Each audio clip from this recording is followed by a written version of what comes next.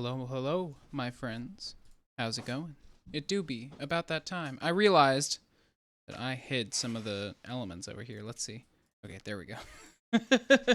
I hid the elements because I was trying to record music earlier. But yeah, how's it going, my friends? We're gonna get started on some Oblivion.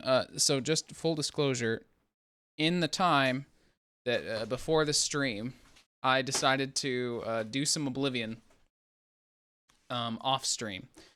So if you missed any, you didn't miss too much.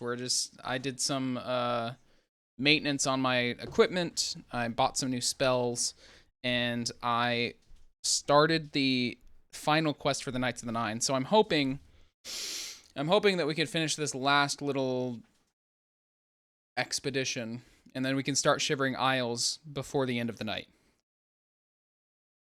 This will also hopefully make it so that I don't have to go for 4 hours.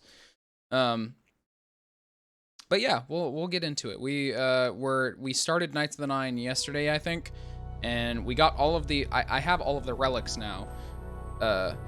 So I should be able to we're going to do this final quest. We have to fight some guy named Umaril. Umar. That's every time that I hear somebody say Umaril, I think of Umaru, which is an anime that everyone hates. Or at least some people hate, and some people are like, oh, it's cute. Okay. Alright, so I started out, so what happened is that we went into this chapel, and this prophet guy, oh, hold on. I realized that I'm not on my screen.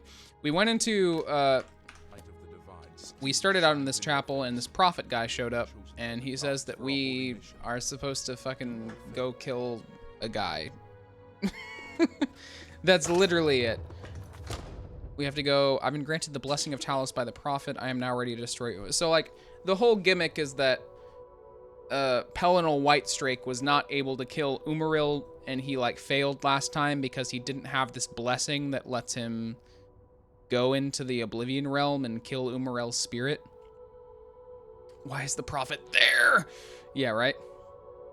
Yeah, he's telling he gave us a blessing because originally, apparently, because Talos is, if you don't know, Elder Scrolls lore for you, Talos didn't start out as a god. Talos started out as a man named Tiber Septim, and he was one of the emperors of Cyrodiil, I think, and he ended up ascending and becoming a god. And when this armor was created, this this Crusader armor, when this armor was created, it was back when there were 8 divines. But since Talos ascended to become a god, there are 9 divines now. So this is his whole justification, was that this armor is not enough to protect you because the Crusader died last time, and the armor didn't protect him because there were only 8 divines, and the 9th divine gives you a blessing that lets you follow Umaril's spirit to, like, go kill him. It's really complicated, almost anime shit, but we got it. Let's see, where do we have to go? There is, I've been granting the blessing of Talos. Garlus Malatar, that's the place that we have to go. But it's not showing me it on the map. Something I never really get was why the Imperials would forbid praying to Talos when he was one of the emperors. Yeah, right? Yeah, it's weird. I mean, I imagine it's like some traditional shit about, like, you're so presumptuous to think yourself a god. But, yeah, I don't know. It is extremely weird why the Imperials would forbid Talos worship. It's also, like, in that same vein, it's weird how Nords came to, like, why did Nords worship Talos? Because he's an Imperial. Like, a lot of Talos's backstory, or at least as far as I know, focuses on Cyrodiil. Like, a lot of Talos's story is based around Cyrodiil. So I don't know why there were just, like, Skyrim people worshiping him, but, you know. I guess we'll just follow this green arrow. because I don't think it's like on our map for some reason.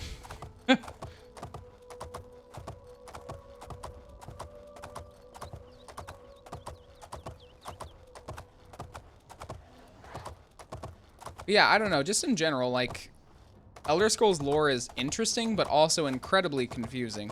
And, like, that's not like a knock against it in any way, because if you think about it, like, a lot of the religious stuff in real life is pretty fucking confusing in general.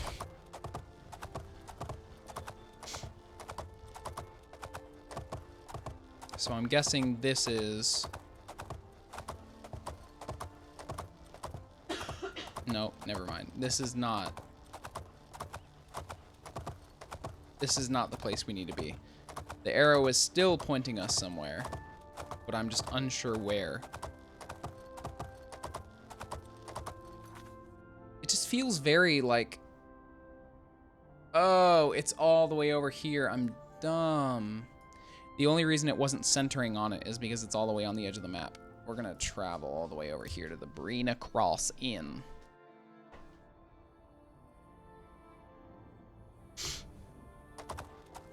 Okay. Now we should be good.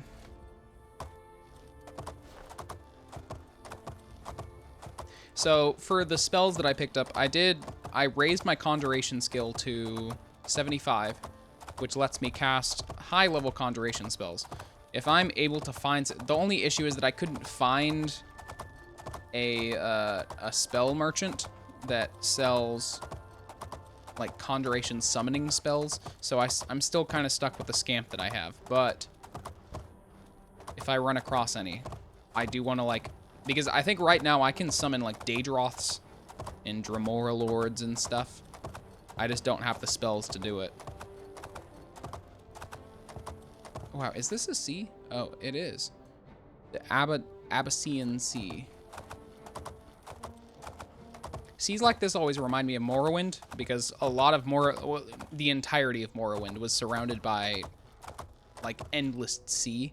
So it was just kind of like it was like an I mean, I'm sure it was somewhat intentional, but like an unintentional border to the land, because instead of in Oblivion, where you can travel to the edge of this map right here, and you'll just get like a thing that says you cannot go any farther, but, and there's not...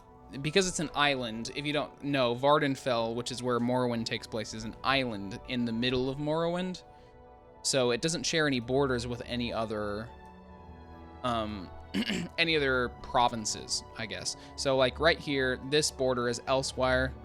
This is Valenwood. Blackmarsh is over here. Morrowind is over here. Skyrim's over here.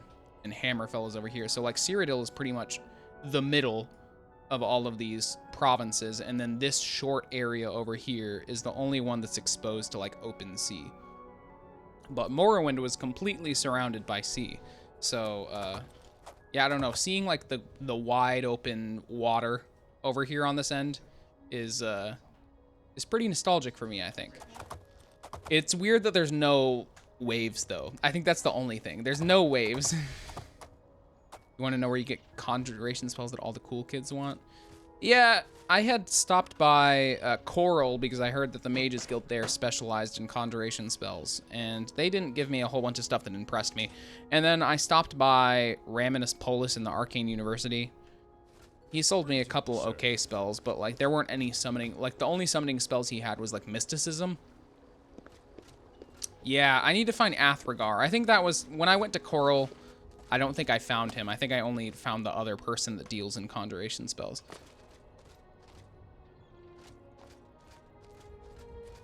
So do I just go in?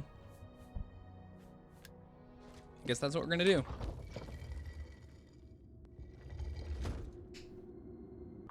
Am I supposed to, like, talk to my soldiers? I guess this is why you shouldn't expect me to ever be fine leading people, because I'll just be like, I'll go do the thing. Stand ready, Lord Crusader. Let's do Knights it. of the Nine! We're going. Follow me, comrades. They're all gonna die. Just watch. Oh, wow. I just think it's funny that, like, this whole DLC only added, like, one new enemy type. It was, like, these weird Auroran people.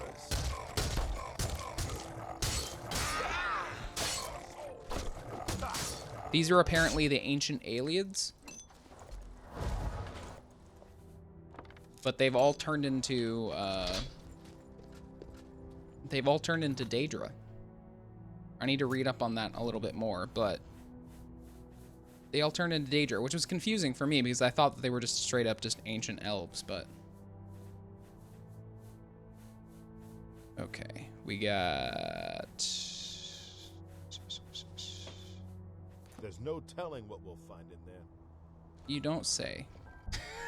There's no telling what we'll find in there. I'll drop one more save just to be safe. They are not new, though. There are statues in the last Thieves Guild quest that are the same. These Aurorans will never stand against the combined. Umaril awaits. Umaril! If I'm not mistaken. There are statues that are the same.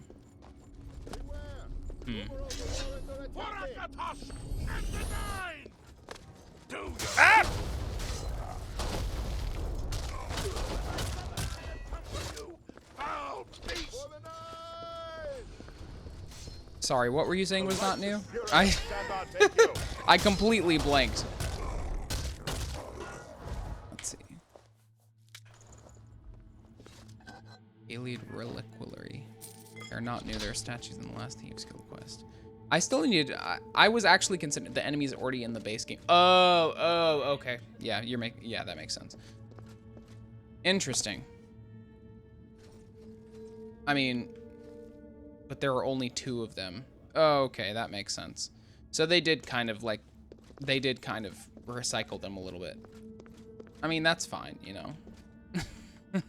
I still need to do the Mages Guild quest. Or I want to, but I'm hesitant to because I've already spent 17 streams on Oblivion, and honestly, it took me about 18 streams I think to finish Morrowind, and those last 2 or 3 streams were me doing modded content. Like I had completed all the DLCs, completed all of the main story, completed the Mages Guild quest line, and I was just doing like modded stuff for the last 3 streams, but Oblivion has gone on for far too long.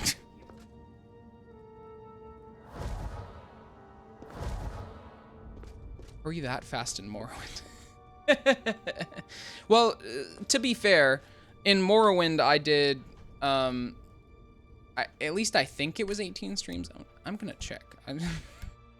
I'm curious because I can actually look. I think we got all of the Morrowind streams uploaded, right? Okay, yeah, because I think I can check. But to be fair, most of the I did between me playing Morrowind and playing Oblivion, I lowered the amount of hours that I play per stream. Nowadays, I usually do about 3 hours per stream as opposed to the 4 hours that I used to do. So that might have contributed to it. But overall, because Oblivion crashes so often, it's really hard to make a whole ton of progress. I did 13 streams? Yep. Holy shit. Wait, hold on.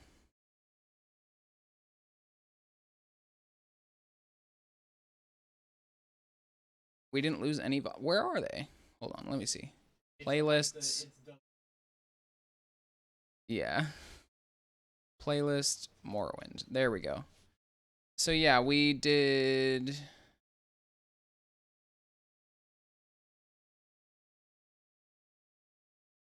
There's part 10, there's part 5, part 6, part 9, 7, 3. Hey. Thanks for following, Cat Guac. Oblivion, I'm like, oh my god, why? Yeah, same. I'm not seeing all the, let's see.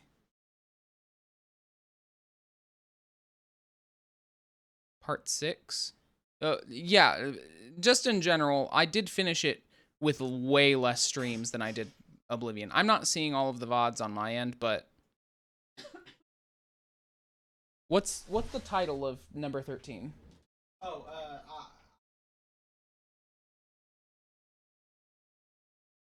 Oh, so there's 13 videos, but the parts aren't labeled correctly. Part 2. Okay, so it looks like there might be a couple of, but yes, the whole thing anyway is just going by Cath now, or trying to. Nice. I'll try to remember that. Stutter remover lowers the amount of crashes as well as you can increase heap. Yes, so I have modded the fuck out of it. Like I as far as I know, I've put as many of the stabilization mods as I could in here. But it still happens to crash every once in a while. It's usually around when I'm doing a power strike or when I'm fast traveling.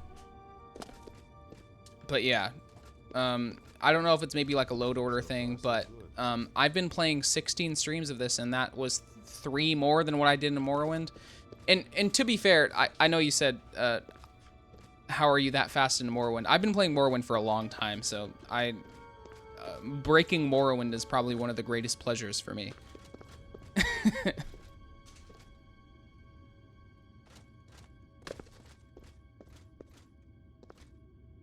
Let's see. Oh, I had a 1.5 year pause in Oblivion and modded again, and I'm amazed how stable it is. Yeah. Yeah, so, like, I tried to mod it twice, I think. And the first time around, it kept crashing on stream. And I had to, like, go back and do it. So, like, this is the first time that it's been semi-stable. Or this has been the one run that has been semi-stable. So I ran with it. And to be honest, like, modding Oblivion has been a lot harder than it was modding Morrowind or Skyrim. I had like 2 crashes outside of the intro in the last 40 hours of playtime with over 100 mods. Damn. Yeah, it might just be like a load order thing or something, but it definitely hasn't been as easy modding it as it has been for Morrowind or Skyrim. Oof. Ah, leave me alone. But yeah, like, even still, I honestly, to be completely honest, and this is 16 streams in, I'm not enjoying Oblivion as much as I did Morrowind. And like, I kind of already knew that was going to be a thing, but I guess I forgot how tedious a lot of the systems are, even with them modded. It's just very, very tedious. And it takes forever. But it happens. I'm still excited for Shivering Isles because I love Sheogorath. I don't know, maybe I just need to learn how to how to mod Oblivion. Alien Battle Axe. Daedra Heart. Ascension is an amazing Oblivion overhaul. Yeah, I think I stuck to installing mods that are mostly pretty vanilla. And I think at least the second time around of me modding it, I tried my best to be more simple about it, because I think the first time around I fucked it up by going too complicated. Probably the best OBE there is, and there are no mods that crash the game.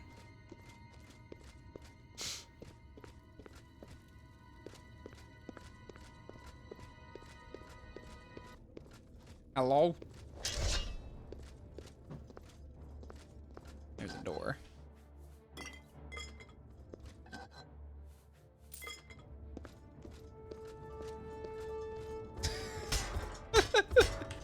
He's trying.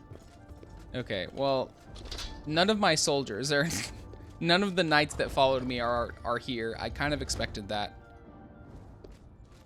They're all oh, hey, how's it going, Sir Thedrit?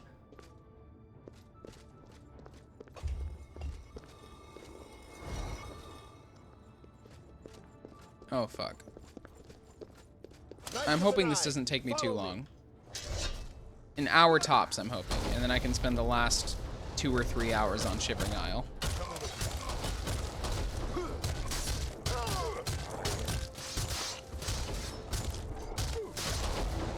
Wah! The righteous fury of Standard Ascension is very TA vanilla, but not really Oblivion vanilla. Oh yeah, that makes sense. The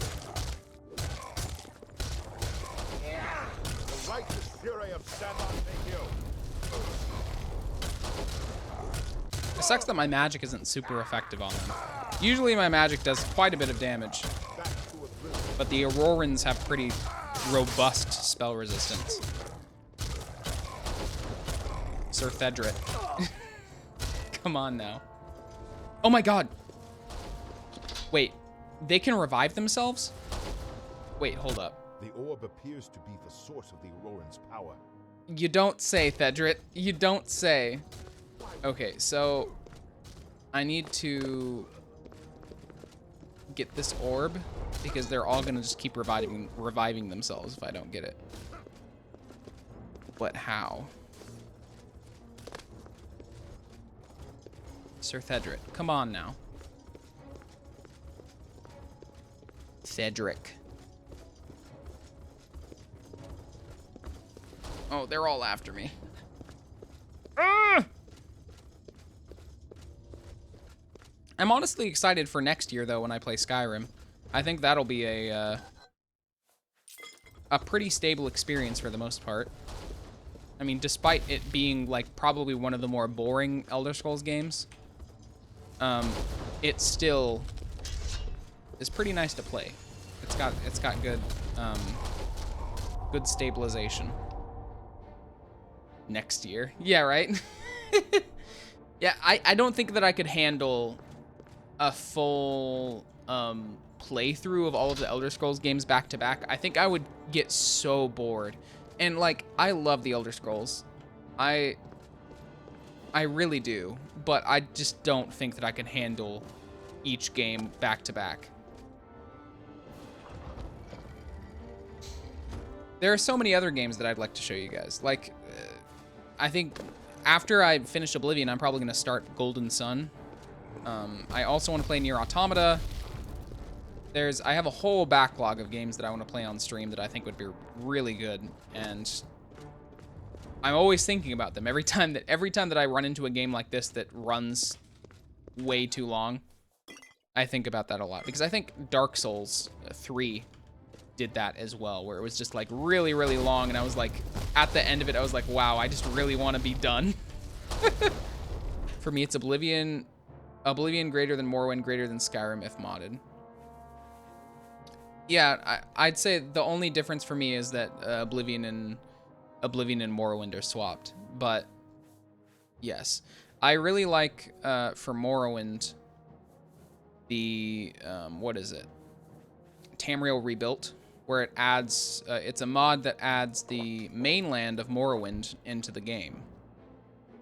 And I think I had played a little bit of that in my stream last year, and it was really, really fun. I really enjoyed it. It was like, well, a lot more fleshed out than because a lot of mods for Elder Scrolls games can tend to be, like, you can very obviously tell that they're a mod, I guess. Whereas Tamriel Rebuilt tried really hard to blend in with the rest of the game, and I can appreciate that. It's like one of those long-form projects that has been going on for a long time. Like, I think Tamriel Rebuilt has been in progress for a long, like, probably since like 2008, 2006. Tomorrow I'm gonna DM and DS low magic pen and paper. Nice. Yeah, I've been, I do want to, at some point, and this has been something that's been brought up in my Discord, is, I do want to eventually maybe do like a tabletop type, maybe a podcast or a stream, something where it's just like a tabletop thing, because I have a lot of history with my family and everything with tabletop RPGs. And I just haven't had the motivation or the friends to play it, or play any sort of tabletop RPG. So I think it would be pretty cool to maybe get people together, either online or the people here, or a combination of both.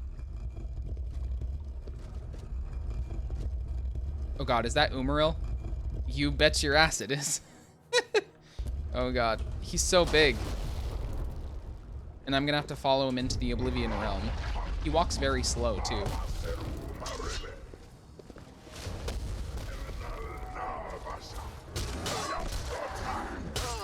He's not that strong. Oh god, actually, I was about to say he's not that strong, but definitely knocked out a bunch of my health. Wait, is his sword floating? Did you guys see that?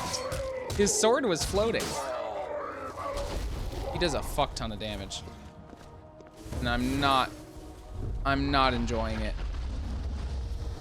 He's very spiky. He walks very slow. Moments before disaster.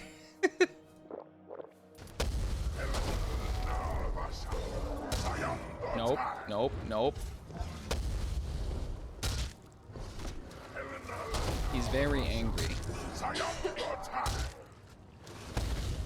Okay, this is pretty cheesy. He's sitting here in this corner trying to stab me, and I keep walking up and slapping him with my axe. I have destroyed Umaril's physical form. If the prophet told me true, I must cast the blessing of Talos on myself, and I will follow Umaril's spirit to a place where he can be destroyed. I'm taking his sword. Okay, we got blessing of Talos. Nice. Okay, hopefully this, like, hopefully his spirit form isn't harder.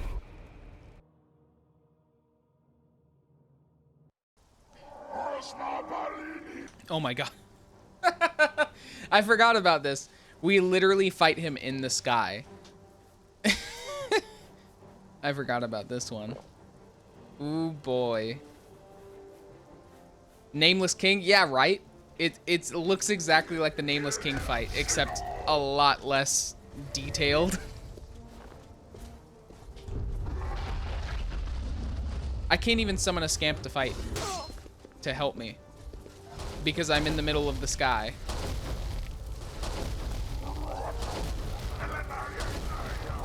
Oh god.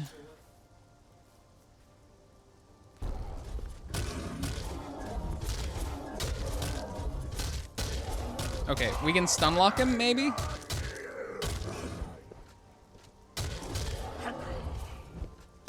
Okay, this isn't too hard as long as we just keep up the offensive. No, never mind. He knocks us down. Leave me alone. Leave me alone. He's very... You know, his design, the Aliad's design are very Morrowind-esque. And I don't know how... I guess I don't know how relatable that is or like how obvious that is, but he's got a very, very tribal, or I don't know, like a very Morrowind design, I guess. Very, I don't know how to place it. It's just very bizarre. Bizarre, pointy. He's got like one of those sculpted like god faces. I feel like a lot of the gods in Morrowind, or at least the tribunal had, incredibly like sculpted faces. Let's see. I don't have any more healing potions. Please don't kill me. Please don't kill me. I really like a lot of the Morrowind visuals. Yeah, I think that's probably one of the best things about Morrowind just in general is the atmosphere and the visuals. I mean, minus the really annoying fog. You know, I could have... Am I gonna fall to the earth?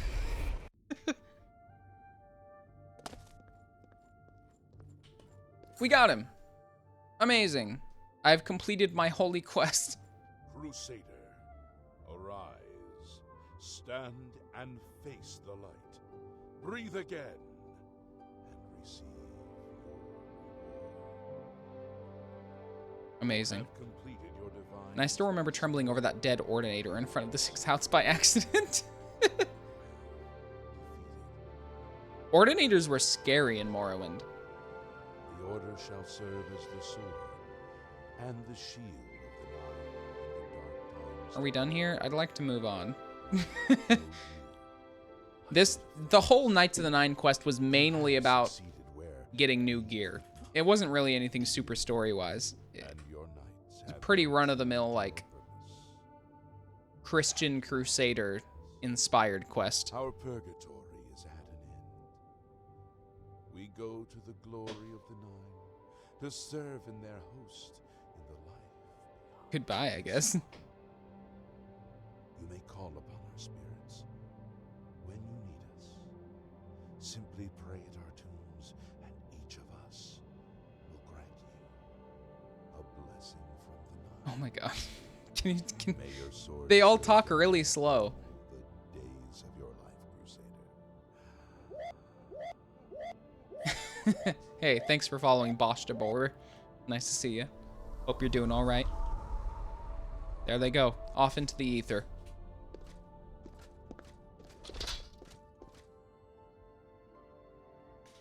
So we can put the armor back on the stand, and it will recharge them and also make them our level.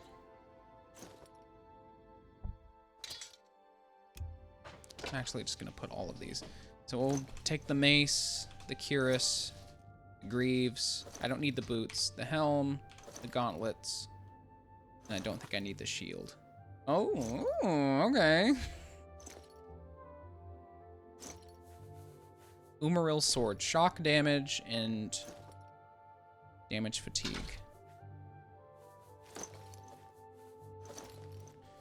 So we'll put the gauntlets on, greaves, helm. She is beautiful. Cuirass. Okay, there we go.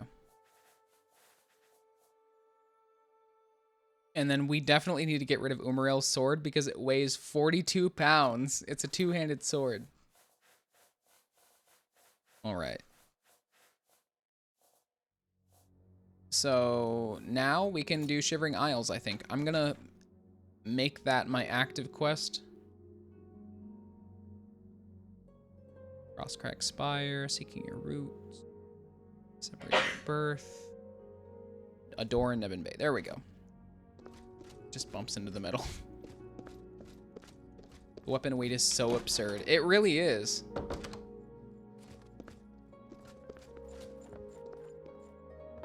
Lord Crusader, how can this be? You're alive. It's a miracle. You're I heard alive. voices in the Undercroft. You vanished in Garlus Malachar. After the battle, we searched further into the ruin and found you next to Umaril's corpse. You had no wounds on your body, but you were dead. So Oh no. you did not want rest. It's a Jesus allegory. You rested in the Undercroft. We kept your death a secret. We feared what would happen if our enemies thought you were dead. Oh my god. So they... It was really like... Really entirely a Jesus like allegory kind of. Where it was just like, only I can defeat the evil alien guy. And then I died for a few days, I guess. And then I magically came to life. I mean, even one of the lighter weapons, 20-pound longsword, is like 8 times heavier than real life. Oh yeah, I have no doubt. That does sound really ridiculous. Let me readjust my pop filter here. Okay, there we go. I hate this pop. I honestly need to get one that's less stiff. The wonders of the Nine are many. Indeed, they are. We knew you had succeeded in destroying Umaril's physical form, but it seemed that you had met the same fate as Pelennor Whitestrake. You don't say. Tell me, was Umaril destroyed? You bet your bottom dollar I have severed his very soul. Then he is destroyed. We've won, and you're alive. I have to tell the others. We've won! He is excited. He is like, holy fuck. Okay. There he goes. All right, let's take a wee nap, I guess.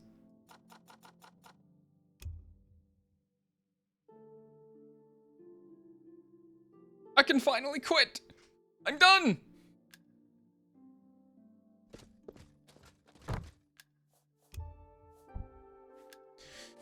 Okay. I guess we could go to... Knights of the Nine, Well met, Sir Knight. today Well we met, have Sir Knight. witnessed They're all ignoring the fuck out of him. might of the gods we serve. Slain in battle with the dread. Wait. Wait. The Crusader I thought you were the lives again. same person. He's talking to How no can this one. Be, you ask? What of our foe? What has become of Umaril the Unfeathered? Umaril has been slain by the Crusader. His very spirit cast into the void and destroyed for all eternity. Amazing. He will never rise again. Let us give thanks to I'm the speechless. He is talking By to their no power, one. Nine. The Crusader has Sir lit the Thredred, are you world okay? of Umaril forever. Why did that Hail break? the Lord Just break so Crusader. badly.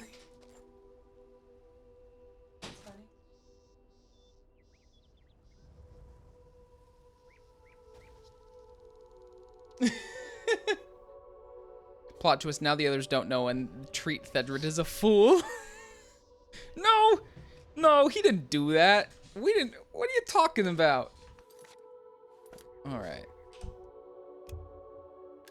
Okay, let's do Shivering Isles, I suppose. Let's go stop by the market district just to sell off some stuff. And then we'll start the Shivering Isles. Shivering Isle is probably one of the most entertaining aspects of Oblivion, I think. One of the more exciting aspects, I think. Welcome to a Alongside like the Dark Brotherhood quests and the Thieves Guild, and there's obviously a lot of really good quests, but I think Shivering Isle is one of the highlights of every Oblivion run. Have a look around. You won't find better prices than all Tamriel. We'll go ahead and sell Umaril's sword because I don't think I'll need it. Hard bargain. Cool. Bye. And then we'll stop by Frostcrag, or I don't know. I'm gonna stop over here to buy all the rest of the deeds because I think I have enough gold to do it. Good to see you.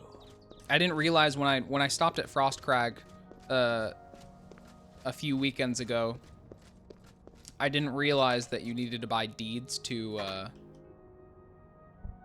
expand it. Expand Dong. I feel like Skyrim doesn't have any good quests. Skyrim has some okay quests. So like, I really like Blackreach. Whatever quest takes you to Blackreach. Blackreach is a really good location. I like Dawnguard. For the most part, Dawnguard is a very good DLC, and then also Dragonborn is a very good DLC. But those are all DLCs. Like, they're not the actual base game. And I do agree that, like, really the only highlights of Skyrim's quests are, like, the Dark Brotherhood quests. All of them feel like they're trying way too hard to be epic. Yeah, that too. How delightful. Welcome. What was I doing? Oh, yeah, I'm buying It's deeds. my Can I interest you in some of my ware? Alchemy Lab and the library. A fine bargain. Tell your Oh, and I need to buy the what Mage can I Talos. interest you in? You're a fine negotiator. Nice. Thank We've got Frostcrag you.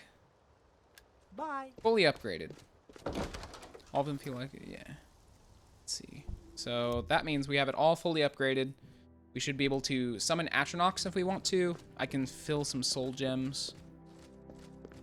So we'll do a little maintenance over here. And also, he definitely won't expect her to be in the garden as she locked the garden, but he hated the garden.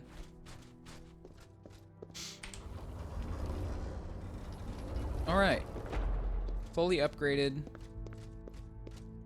We've got lesser soul gems, torts, fundaments of alchemy, a manual of spellcraft. General the Vampire Lady is just a personified brain fart, I feel like. She's, and that's saying something because she's one of the better she's one of the better followers. So we can summon a whole ass Atronach.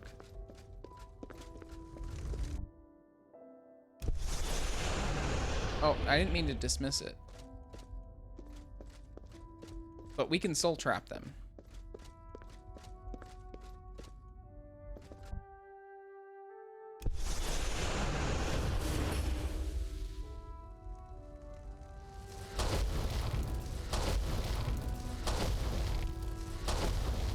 It doesn't even care that we're attacking it. Amazing. So, like, what kind of soul did that give us? Did we get, like, a greater? We got common, I think. Because I don't think we gotten any new greater soul gems. So, yeah, we got a common soul. In general, the vampire ladies, yeah. So it looks like it's probably, the Atronachs are just a common soul.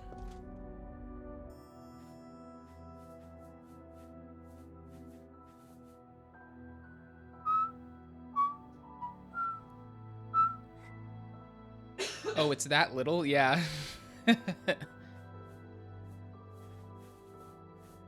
Yeah, I don't think I need to make any more spells, honestly. I could enchant something, perhaps. Silver Sapphire, and then add a Greater Soul to it.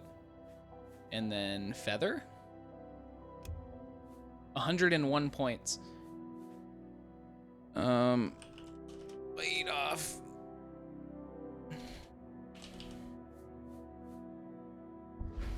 We'll just do that. Because if we have that, I mean, obviously, Ring of Feather.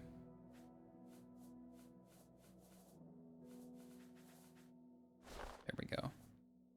We could put both of them on. Ice is 1 higher and Storm is 2 higher. Yeah, honestly, I have not ran into a Storm Atronach at all in my run. It's kind of weird.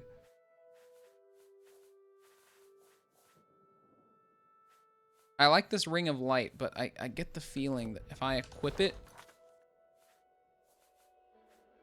Okay, so it takes off the other Ring of Feather.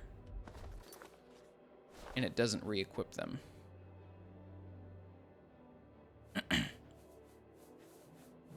can tell your one is in the most cumbersome way.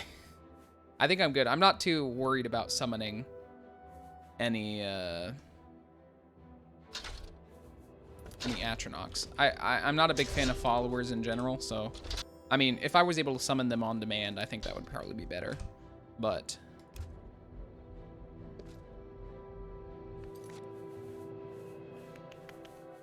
yeah, so this basically means that I won't be able to commit, or I can't equip the Ring of Light because the feather benefits me so much. North of Gavash, there is a farm with a hidden quest that is really cool atmosphere-wise. Yeah, I might have to check that out, actually. Wait. Okay, there we go. So we can store...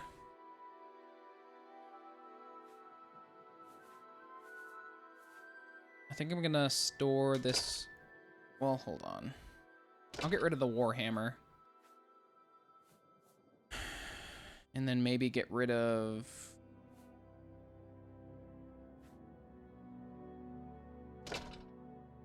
that.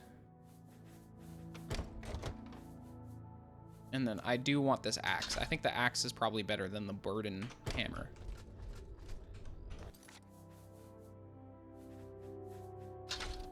Shockingly big. So now we can move pretty fucking fast. But it really is not that interesting gameplay-wise. Yeah, I think that's the main thing, is that a lot of Oblivion is interesting atmosphere and lore-wise, but gameplay-wise, it's just boring as fuck.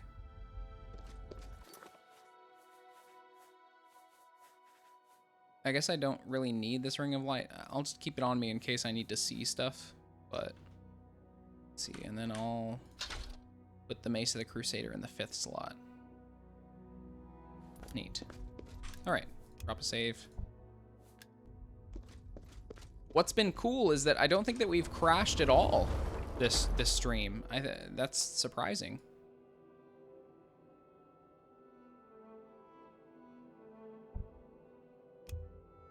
Hey, how's it going, Tiger Storm? Nice to see you. Hope you're doing all right. Hope your weekend's going fine.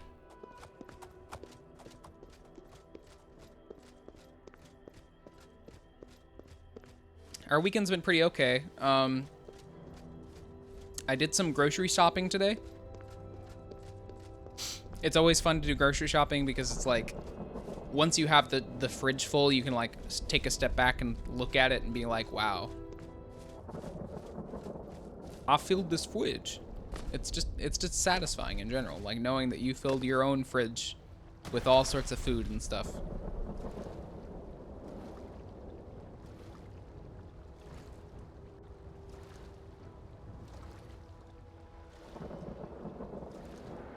I'm expecting some sort of slaughterfish to come up and attack me. I used to know someone who had like an actual fear of going in the waters of Oblivion because slaughterfish would attack them so often, but I have not been attacked by a slaughterfish once. And Morrowind feels like a lot more, like the slaughterfish are a lot more aggressive. Okay, well, here's the gate.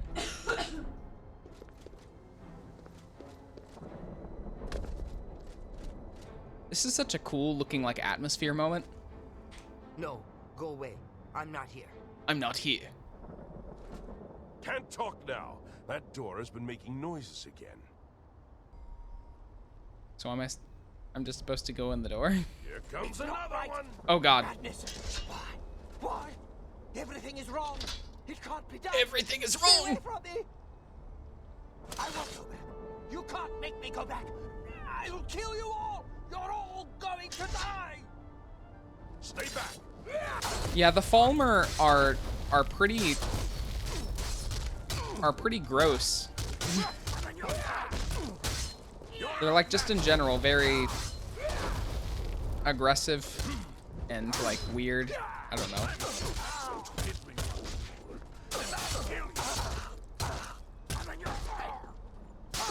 Oh my God. Unworthy, unworthy, unworthy. They're all killing each other. She don't stand a chance. Okay, I'm leaving. I'm just warming up, you pathetic worm. Are they? I guess we'll see how this fight plays out. I'm interested to see if like she'll die. Oh no, she's running. He's dead. These things happen. Oh my God. Bring me a champion. Rend the flesh of my foes. A mortal champion to wade through the entrails of my enemies. Okay. Are we done? Can I? How do I? Hey, do come in. It's lovely in the Isles right now. Perfect time for a visit. Can I? Oh my God. She's gonna murder. He's gonna murder her. I'm gonna drop a save. So like, okay, there we go. Now I can enter. Please. This is one of my favorite quests.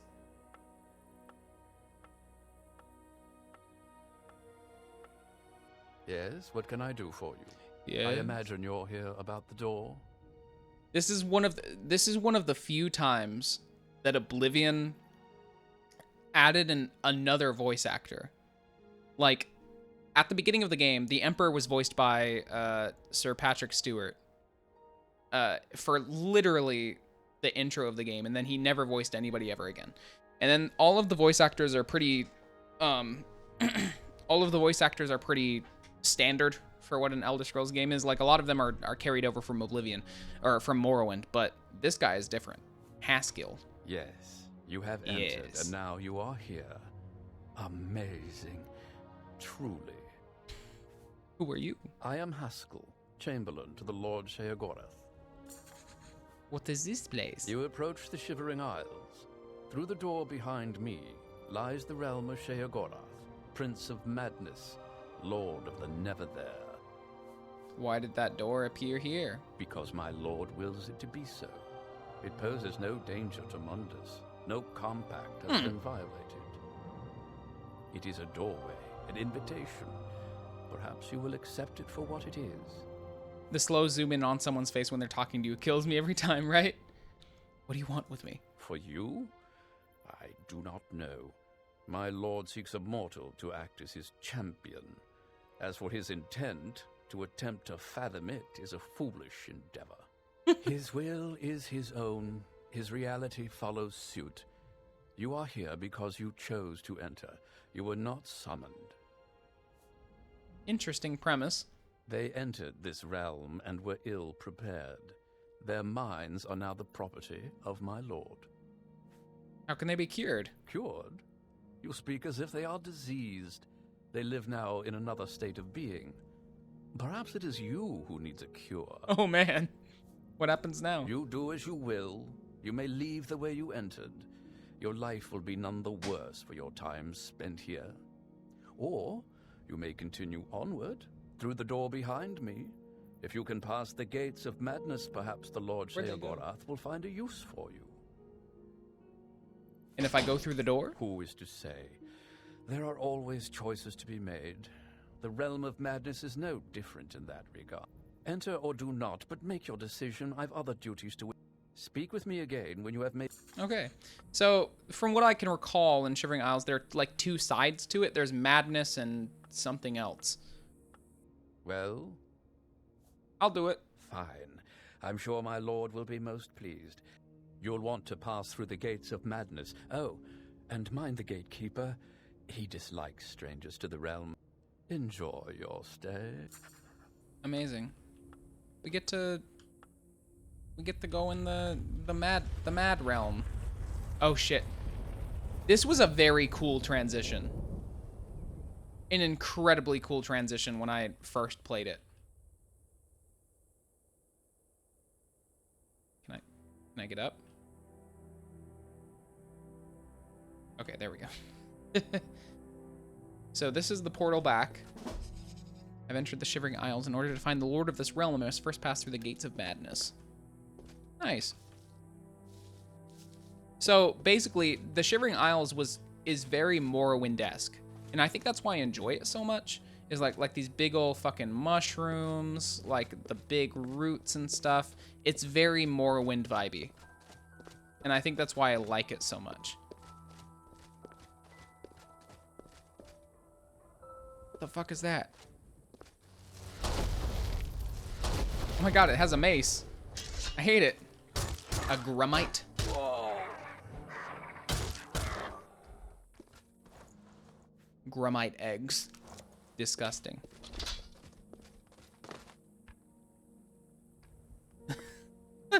Crude Grumite cudgel. So yeah, this is very much the tribunal of Oblivion, I think. A very different land. I mean, I guess you could also say it's the Blood Moon, but I think this is more in the theme of Tribunal.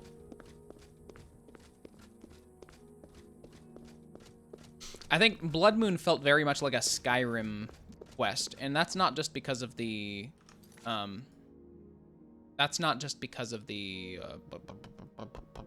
snow and like the Nordic feel of it. So yeah, this is the map. The Hills of Suicides. New Sheoth. It makes you wonder where this land exists in the physical, because the Elder Scrolls universe is very... The Elder Scrolls universe is very, how would you say it? Multiversy, where it's just, there's a lot of different realms and alternate realities and stuff that don't exist in the same physical plane. So it gets really confusing. Kind of looks like the side of the skull. Yeah, it does kind of. Yeah, a little bit. It's like a very broken skull. Let's see. I'm hoping this, because this DLC is pretty expansive, I'm hoping it doesn't take too long. Hey, how's it going, Kaipom? Nice to see you. Hope you're doing well. Ledifer Orca digestive slime. That's disgusting. I hate it.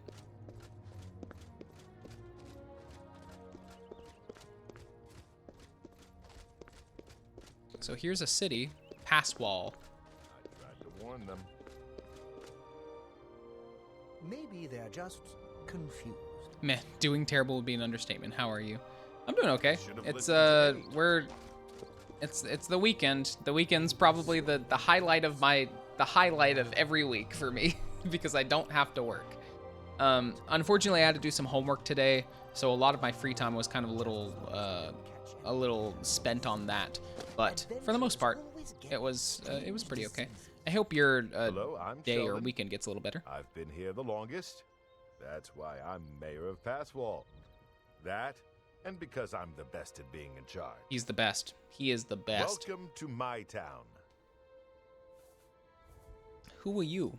He guards the gates of madness. See for yourself. He's about He's to. about to destroy a party of adventurers. Amazing.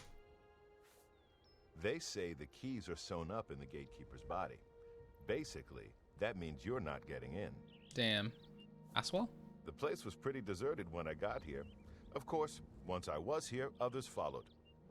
He's got fancy armor on. There's an orc in Crucible who is deathly afraid of cats. I love every one of these characters in the Shivering Isles that when you ask them about rumors, they always have the most interesting answers. Hello, I'm Dreadwin. I'm no one Dreadwin. was running this place when I got here. They left plenty of things behind. She though. sounds very sleepy. What do you need? That guy looks pretty sane for someone in the Realm of Madness, right? Well, I mean, if you're in the Realm of Madness, doesn't everyone look sane? He protects the gates of madness. He'll kill anyone who gets near. Okay. Gates of Madness. I feel like I need to be on the other side. I took over the inn when I got here. There wasn't anyone. Oh yeah, living Sheldon's here. the mayor. Take care of Thank you, venturing baby. into the ruined city of Vytharn. Take care of. There's a ruined city of Vitharn. I think Yes. I'll just rest my eyes for a moment. All of these characters are just so good. Sorry, I got food. Woo.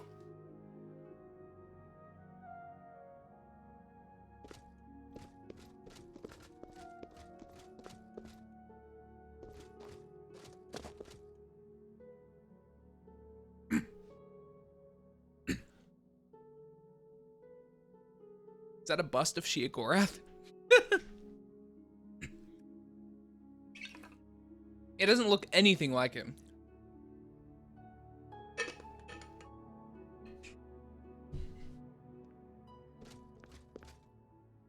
She looks so depressed. Holy fuck. She is like done. She is sad. over it. She got a sad life. By the way, sorry if you hear any eating sounds or everything. I didn't have a chance to eat before. Mukbang stream. ASMR.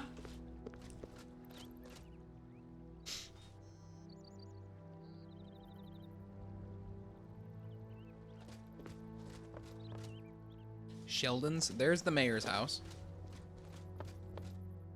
Kind of reminds me of the Fey Realm in D&D. Yeah.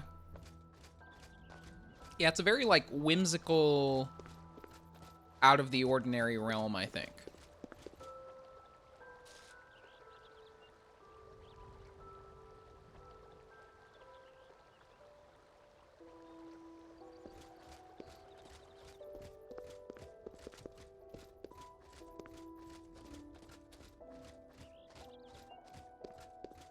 So we're supposed to go to the Gatekeeper. They will supposedly, if we're able to defeat them, get through the Gates of Madness and go find Sheogorath. Sheogorath is honestly one of my favorite characters. I'm gonna watch these people get destroyed. Let us handle Rip. this. You're pathetic. Wait. Holy...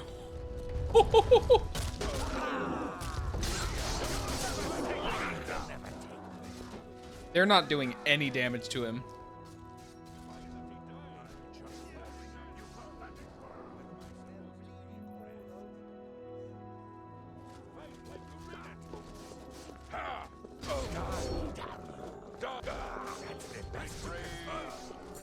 This motherfucker is strong. It's gonna steal all your stuff, don't mind me.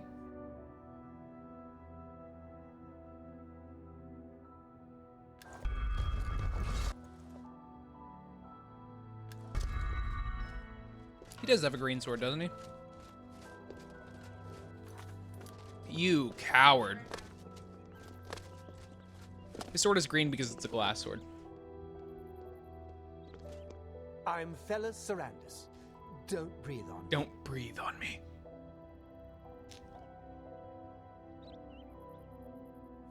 It's a nice enough place, less dirty than others. I feel like I belong. That old man in the room made out of butterflies, he said to wait here. It's funny because, like, in most situations, you would think that that phrase would just be nonsense shit, but I actually know what he's talking about because I experienced it.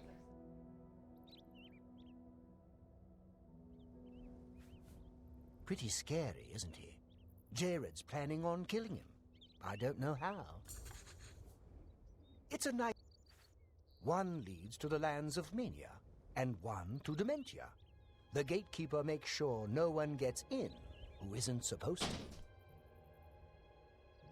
to. So it's the gate of Mania and the gate of Dementia. I forgot. Yeah, right?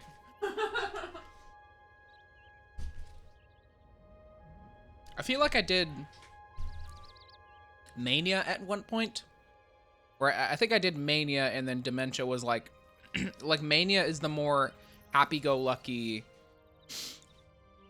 whimsical side, and Dementia is the more dark, like, depressing side. Wonder how good a glass sword would actually be. It doesn't sound too useful, to be honest. Yeah, right? Maybe, like, tempered glass sword? Maybe?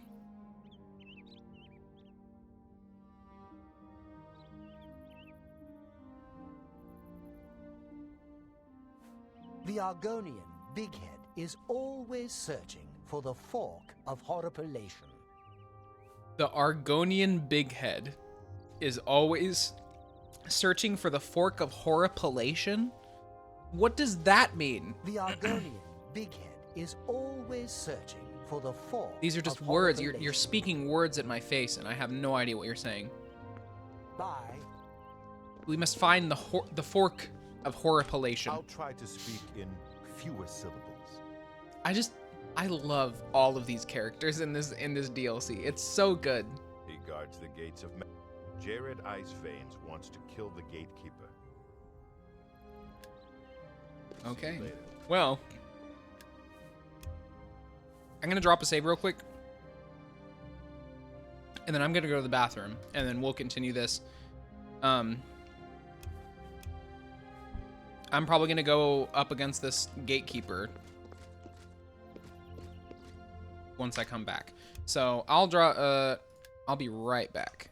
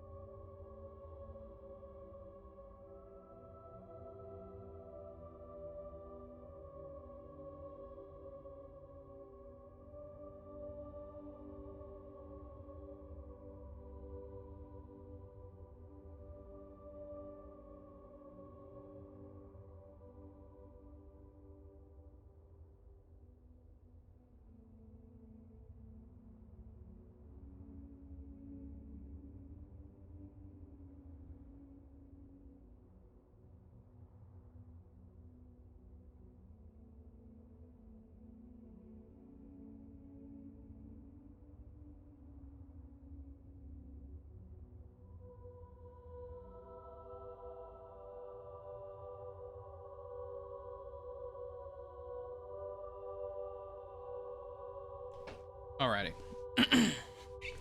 Finish my fries. So that way I'm not trying to eat them in the middle of the stream and fucking choking myself. Like, I just imagine me eating on stream. I guess that's why I don't like eating on stream in general, is because I feel like I have the tendency to want to fill silence. So I'll just talk and talk and talk, even when I'm fucking stuffing my face with fries and stuff, and I feel like that's just a choking hazard. Like, one of these days, I'm going to try and tell you guys, like, hey, how's it going, guys? And then I'll have fries in my mouth and fucking choke to death on stream, live. That's, like, one of my it's not even, like, a legit fear. Like, it's just one of those really irrational fears. Not to mention, like, just looking weird. My pee was fine, thank you, Tiger Storm. Very productive.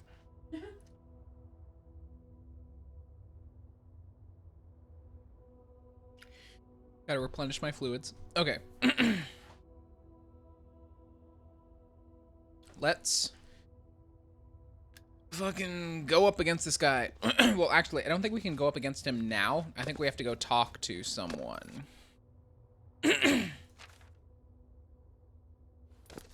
Gotta go talk to J-Red.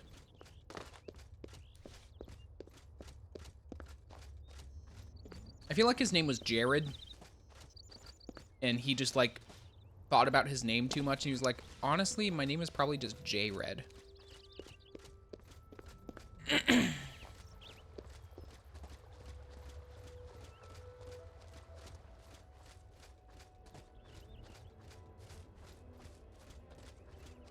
Like, this specific track. This track feels like a Morrowind track. But it's, I know it's an Oblivion track. So, like, it's weird. It's like a weird cognitive dissonance. What's up? It's your boy, J-Red. Killed anything? J-Red Ice Veins. I'm J-Red Ice Veins. Do you ever wonder why things look better without their skin on? No, For J-Red. instance, you can only really see the bones when you take them out. You can hear them better that way, too. Okay, J-Red. Yeah. Yeah. He's got ice in his veins. Sheesh. Sheesh. I want him dead. I need him dead. His bones are calling to me. His bones call to me. Dead too. If you're any good with a lockpick, Bring me his we can help each other bones. out. We can get into the gardens of flesh and bone. The Gardens of Flesh and Bone. They say the gatekeeper's magical. I don't believe in magic, but I do believe in bones. He doesn't believe in magic, but And he the believes best in way to kill bones. something is with the bones of its own. I can see the bones of a dead gatekeeper in the courtyard of the gardens. The door's locked, though. You'll pick that lock, and I'll collect the bones. Then I'll make... Huh. J-Red is unwell. He needs to take off the other guy's skin. Piles of flesh, piles of bone. Doesn't like when his food touches. I can respect that. You gotta make sure, if you're making dinner for J-Red Ice Veins, you need to make sure that the bones aren't touching the flesh. Otherwise, he won't eat it. And everyone needs to eat, am I right?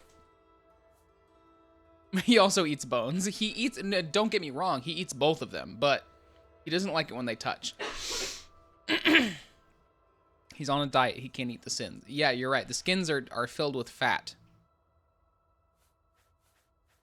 Let's do this. Take this lockpick. Careful, it's the only one I've got. You open the door, I'll kill things. You open the door, I'll kill things. I love all of these characters so much. However, he would never say no to a good potato skin. Holy fuck, he's fast. J-Red, wait up. He is zooming. He's like, gotta get these bones. You know what I need? Some bones. He likes the potato bones. I feel like potato bones would be the most unpleasant thing. Like, imagine that in order to eat a baked potato, you had to like carve around like a center bone. That would be so annoying.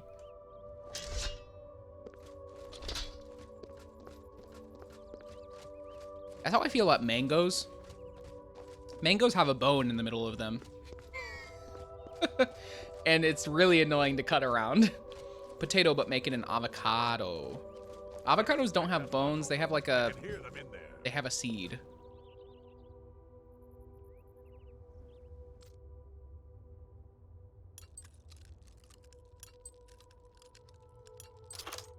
Wow, that was a really easy lock. Okay. Oh my god, what the fuck is that? What are you? Shambles?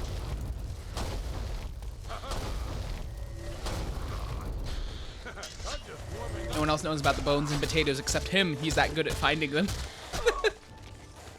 Mangoes have seeds too. It's more like a pit, like a peach has. Mangoes have like a really flat seed.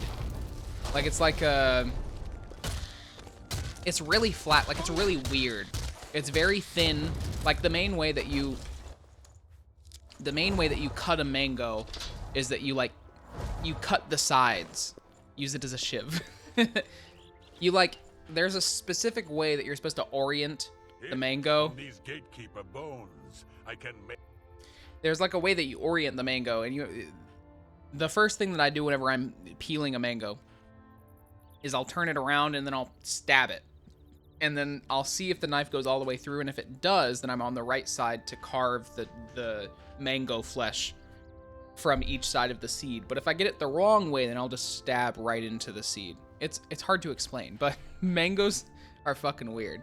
He originally wanted to be a paleontologist to study bones. You know, that would make sense if he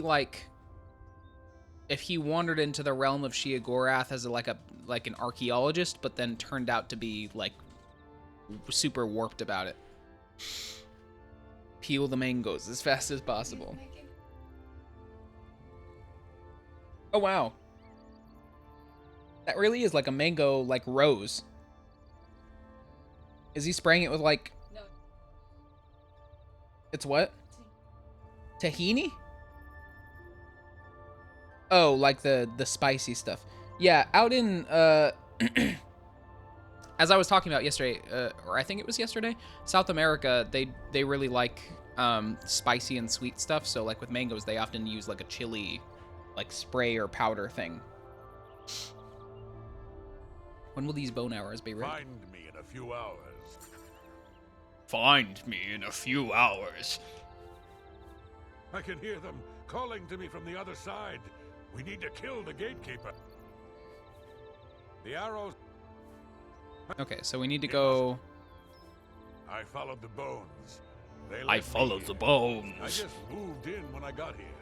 No one seemed to mind. Everyone here seems to be waiting for something. The Ballywog will return to the water to heal. What the fuck? Just every time that I ask them about rumors, they never disappoint. Never, ever. The Ballywog will return. The Ballywog will return to the water to heal. If you don't kill the gatekeeper, you guys are gonna be boned. See you. See you. I've got to follow the bones.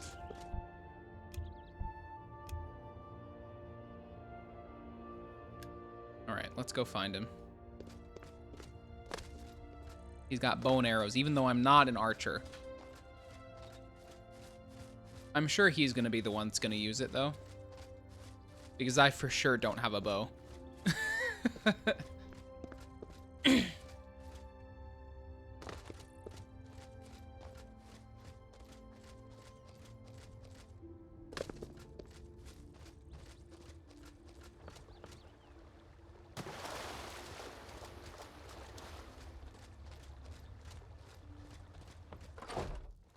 Do the bones talk to you too? Yes, they talk to me. They talk to me, J-Red. The arrows are ready. Let's go kill the gatekeeper. We might die, but there's worse things. That's actually kind of comforting. Let's go. We might die, but there's worse things.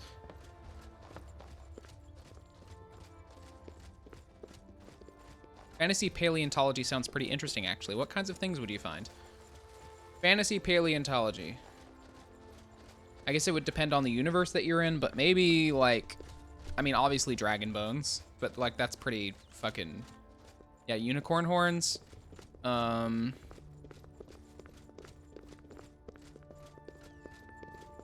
don't fucking know. Little troll toes? Little mummified troll toes? Like, you kind of just have to think about, like, you have to think about the consequences of having creatures that are so large that they're monstrous. I mean, I imagine we already are kind of, like, we already dig up bones of, like, gigantic dinosaurs that we don't fucking understand at all. Like, there have been plenty of times where archaeologists have, like, tried to portray an animal that they got the bones from, and it's probably not at all what it looked like. So I imagine if we did that, it probably would be even more confusing and fucked up than it is already. Let's see. Hello? I'm scared. I'm scared. J-Red. I don't want to die. We need to get through the gates. Okay, let's fucking do it. Let's fucking do it.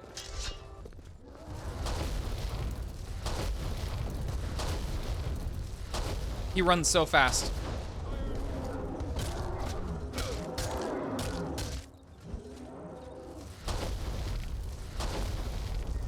Okay, we might survive.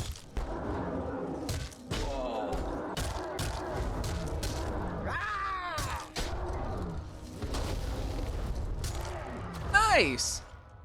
Amazing. Key to Dementia and Key to Mania.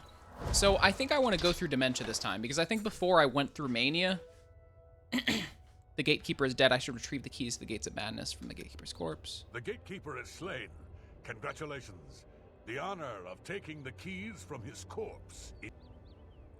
You know, that might actually be a good game concept. I imagine they'd have huge monster fossils of a powerful being that once ruled the world. That would be a really good game concept, I think, where it's just,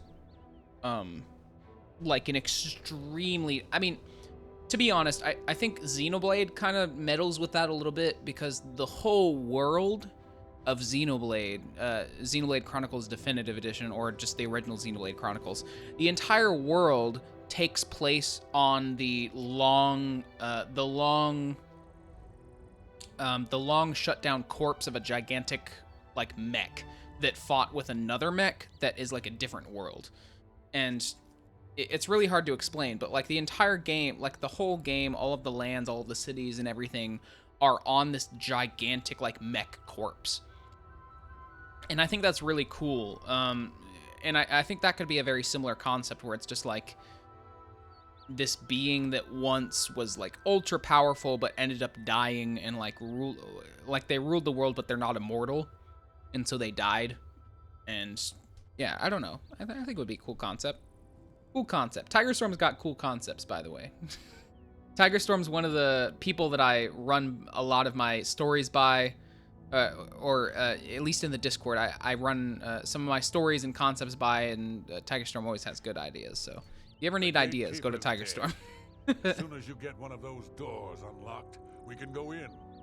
They're calling to me from in there. As soon as you get those doors... All right, well, let's go do it. I'm definitely going to go into the Dementia realm. So, you've managed to kill the Gatekeeper. Pity. Well, you'll now be able to enter the realm proper. You'll notice there are 2 doors. One leads to the lands of Mania, the other to Dementia. You'll want to seek out Lord Sheogorath. I believe he has plans. Okay.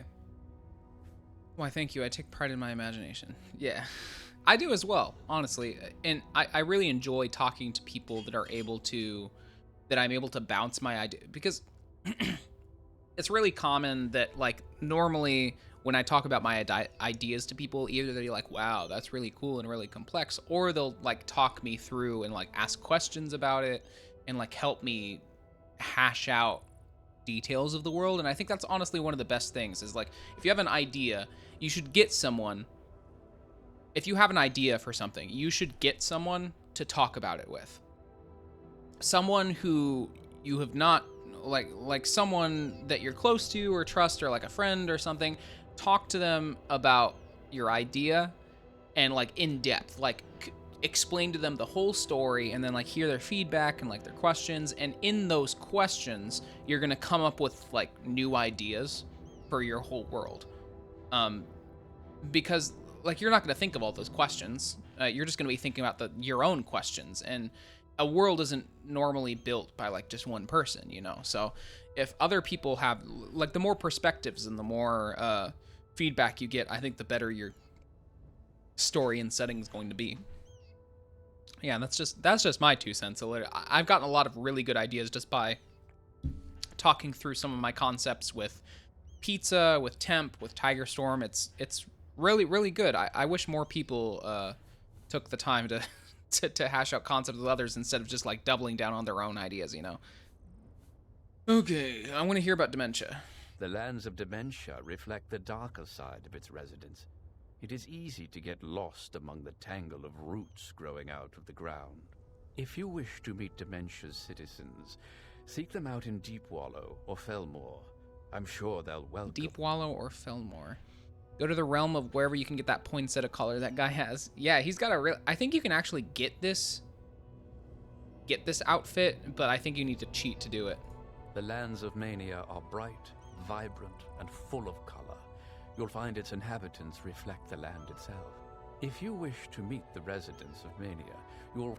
Okay. Though the citizens and creatures of Mania are colorful, they can often be quite deadly. Gates of Madness. The doorways into the realm proper. You may enter through either one. Really, it depends on which aspect of the realm more suits your disposition. As I've said, all choices have consequences. All those that enter the realm are forever changed, but some believe it is for the better. A good portion of them, at least. Amazing. This is a lot like the Dark and Light Fey realms. I didn't know that there was like a Dark and Light Fey realm in D&D. That's pretty interesting. I mean, it does make sense. New Sheoth. I think that's the capital? It is, of course, okay. The capital of the Shivering Isles. It is divided into Bliss, Crucible, and the Palace districts. Sheogorath. He is the Prince of Madness, the ruler of the Shivering Isles. It is by his will that we exist in this place. You'll want to speak with him soon, as I believe he has plans for you. It is best not to make Lord Sheogorath wait. His whims are fleeting, and should he decide you are no longer necessary, it would be to your detriment. Sheogorath is honestly really based. You will enter soon, I imagine, through the gates of madness and into the lands. It is the realm of Lord Sheogorath. Tread lightly in the Isles. It is not a place suited to all mortals. All right. We're going to go into dementia because I think... I'm pretty sure Mania is one that I've already done before, but we'll see. I think we can maybe access both of them. Why is this just like a straight blank door?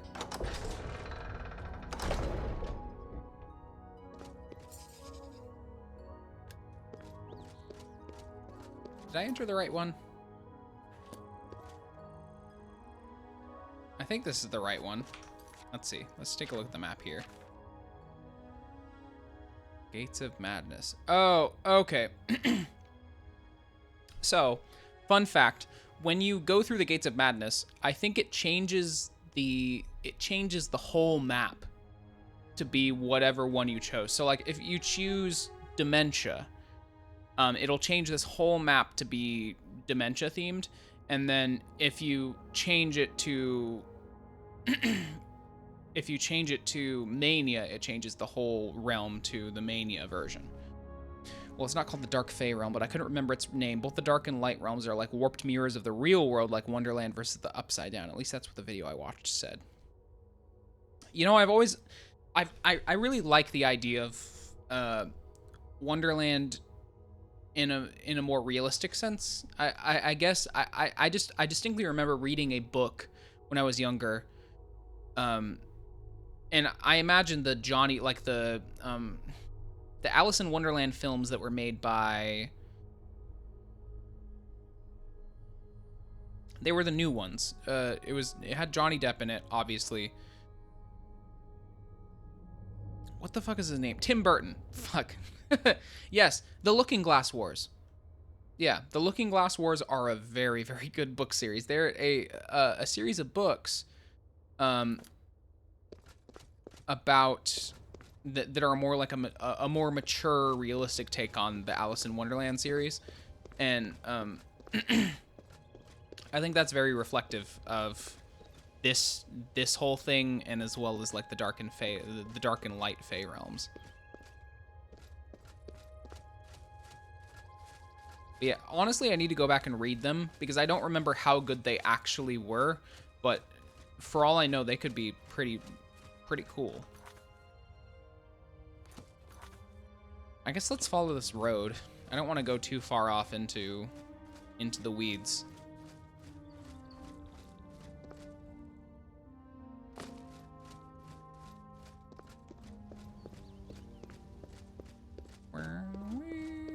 Yeah, I mean,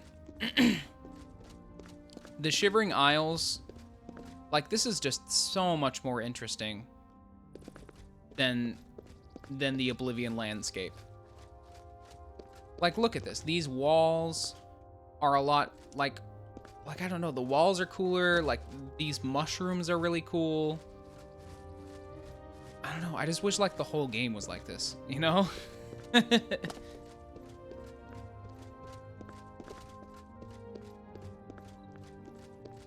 Mushroom tree sapling. And unlike Morrowind, you can actually harvest, like, the whole fucking mushroom trees. Hydenum Azure Giant Spore.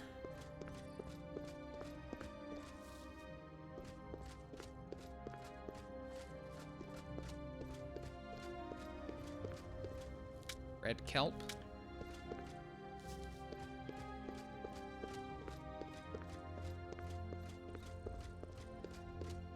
So this isn't looking as dementia-y as I remember it being. I don't know. Maybe we'll probably run into more dementia people here soon. Please tell me eating the mushroom makes you grow larger. What's the effects on this mushroom? Restore endurance, detect life, and fortify health. Unfortunately not. However, I could probably do like a console cheat code and we could pretend that it makes me bigger. Because I think in both Skyrim and Oblivion you can, oh my god, what the fuck is that? In both Skyrim and Oblivion you can edit your model size. I can't remember what the exact code is. But I don't know what the fuck this thing is.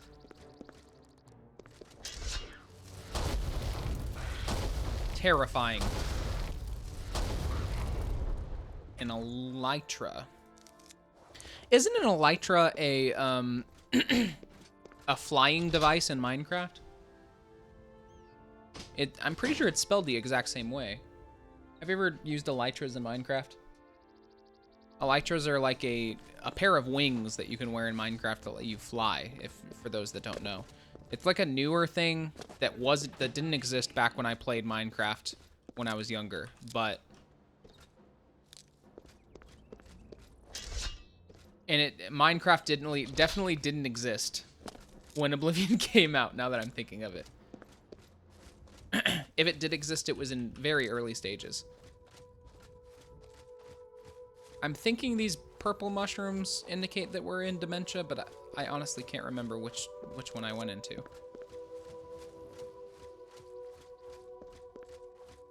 Like, come on. This is so much better than the base Cyrodiil map. Like, these passages, all the rocks, the mushrooms, the flora, it's all way better than, like, the base Oblivion experience. I don't know why they only saved it for this. I mean, I know why, because, like, you had to buy the DLC. This was, like, the beginning of selling like, making a game that's less than polished and then selling you the DLC for it. Like, look at this. Holy shit. It's beautiful. This is probably the most engaged I've been with Oblivion since we started. And we can even see that castle all the way out there. Pretty cool. Hello? Oh god.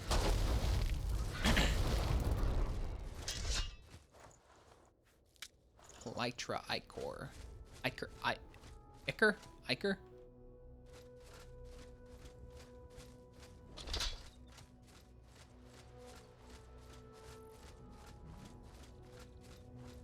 There's a big mushroom over there.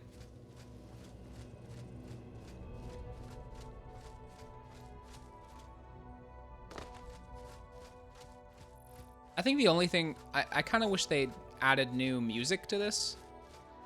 But it is what it is. I mean, the music's already very, very good, and there's lots of tracks to it, so I'm not too concerned about it, but it'd be cool to have like a little wacky soundtrack for the Shivering Isles. What's this thing?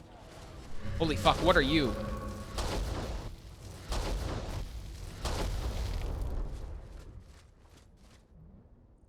A gnarl sapling. Got tiny lips. Look at those tiny lips. Gnarl bark. Obelisk of Order. Oh, okay. So these obelisks... So I forgot. The main conflict of Shivering Isles is that there is a... So... Gnarly, yeah, right? So the main conflict, and we're going to learn about this a little bit, but the main conflict is that Sheogorath... I'm just going to wait until we get there. It's hard to explain. I'm going to be rambling on for forever. But the whole gist is that these obelisks of order are from the antagonist of the game.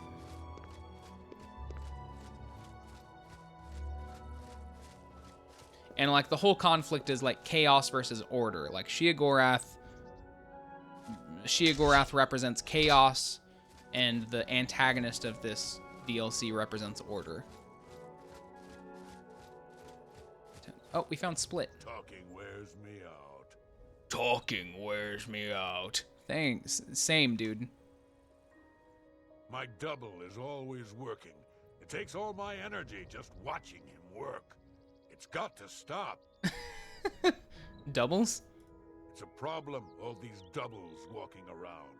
And it's tiresome. Doubles? Didn't What are used you to be like talking this. about? Orkveer? Some blasted mage had a theory. They've always got theories. He thought there was a manic and a demented in each of us. Oh. So what does he do? What else? Casts a spell. You can see how well that went. Two of each of us walking. Nothing we can do about it either. There's a law about that here. Been to the Hill of Suicides? Not a nice place. But you might be able to help. Okay. Let me get this straight. So, and this is correct, and I guess I didn't think about this, is that in the Dementia and Mania versions of this land, the same characters exist, they just have different personalities.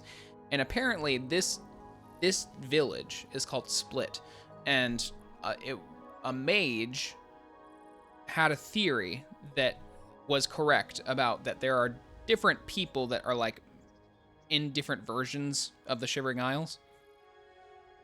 And he cast a spell, and now they're all in the same place, in this one village. So,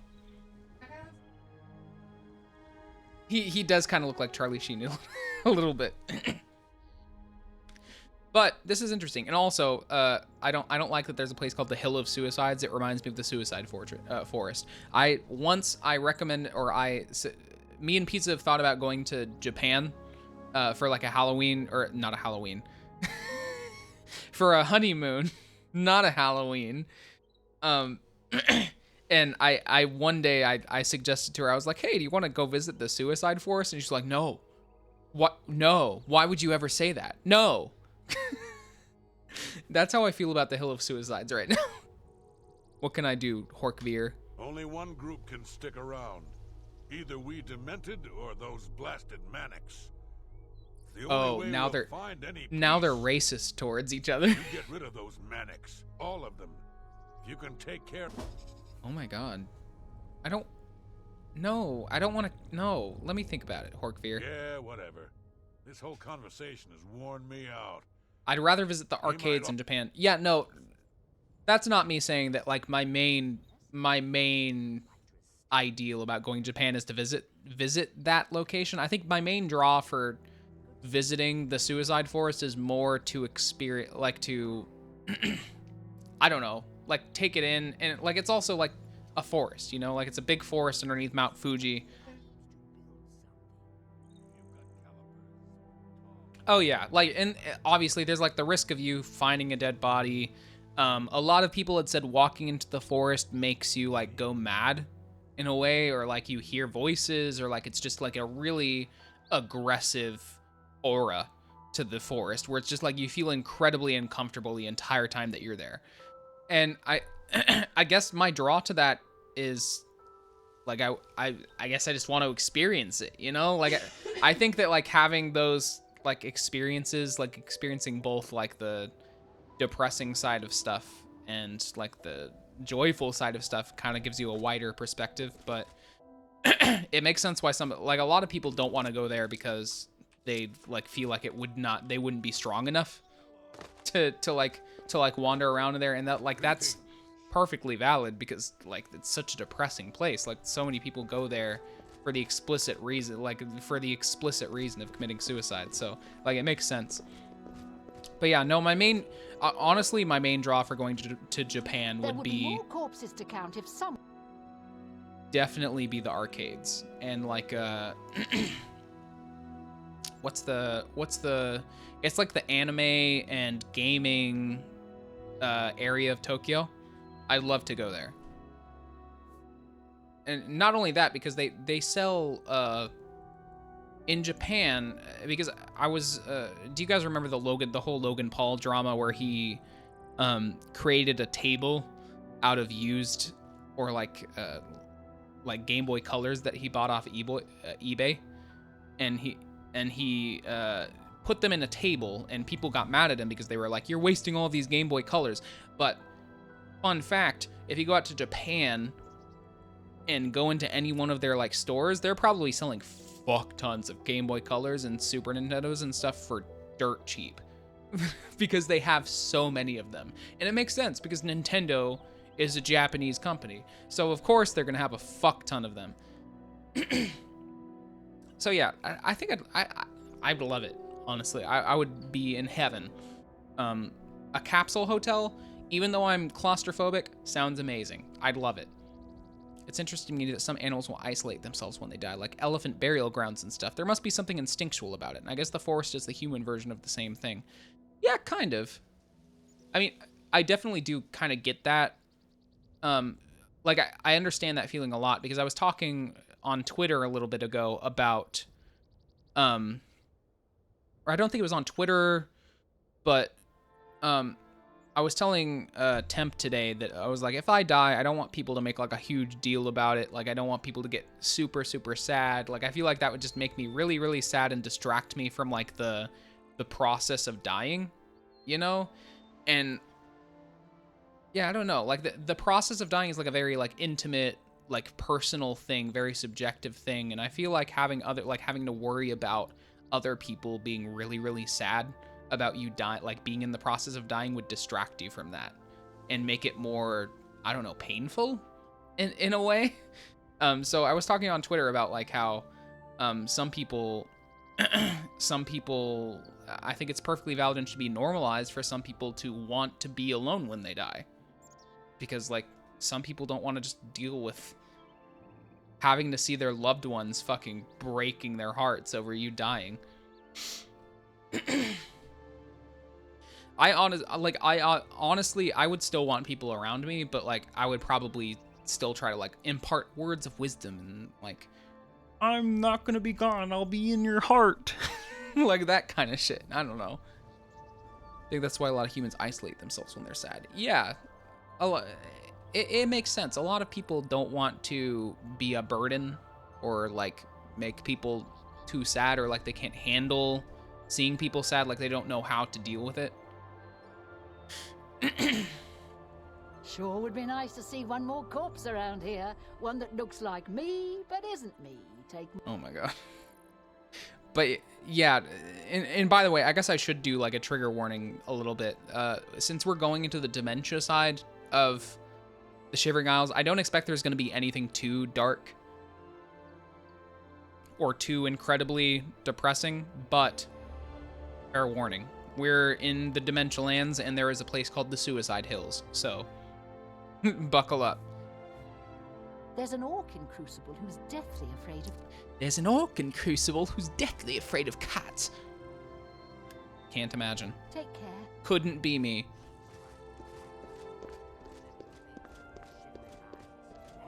She'll pay for help. I don't like you. I don't like my dog. I don't like you. You're still annoying me, but not as much as the other. So where are these There are doubles? smiths in New Sheoth that collect amber. Okay.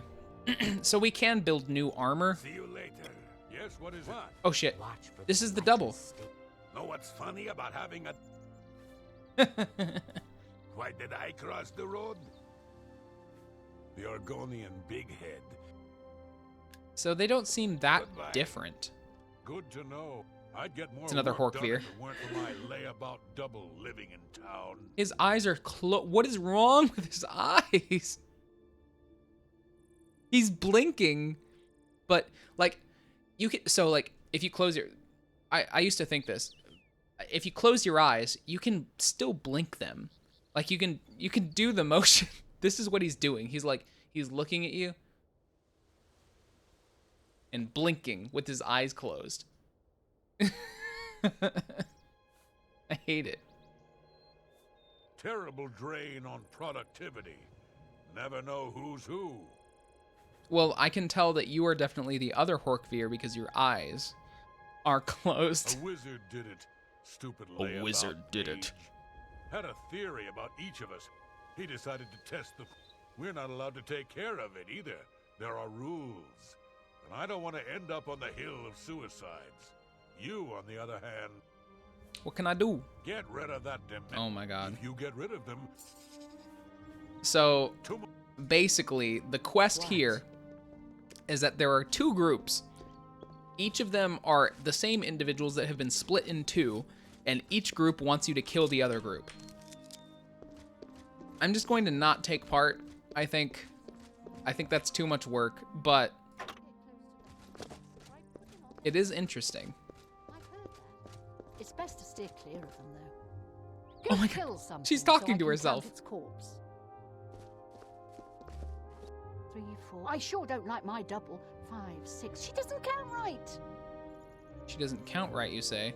Like most lesser Daedra, the hunger has a weakness to shock spells. Oh wait, that's actually a pretty good piece of advice.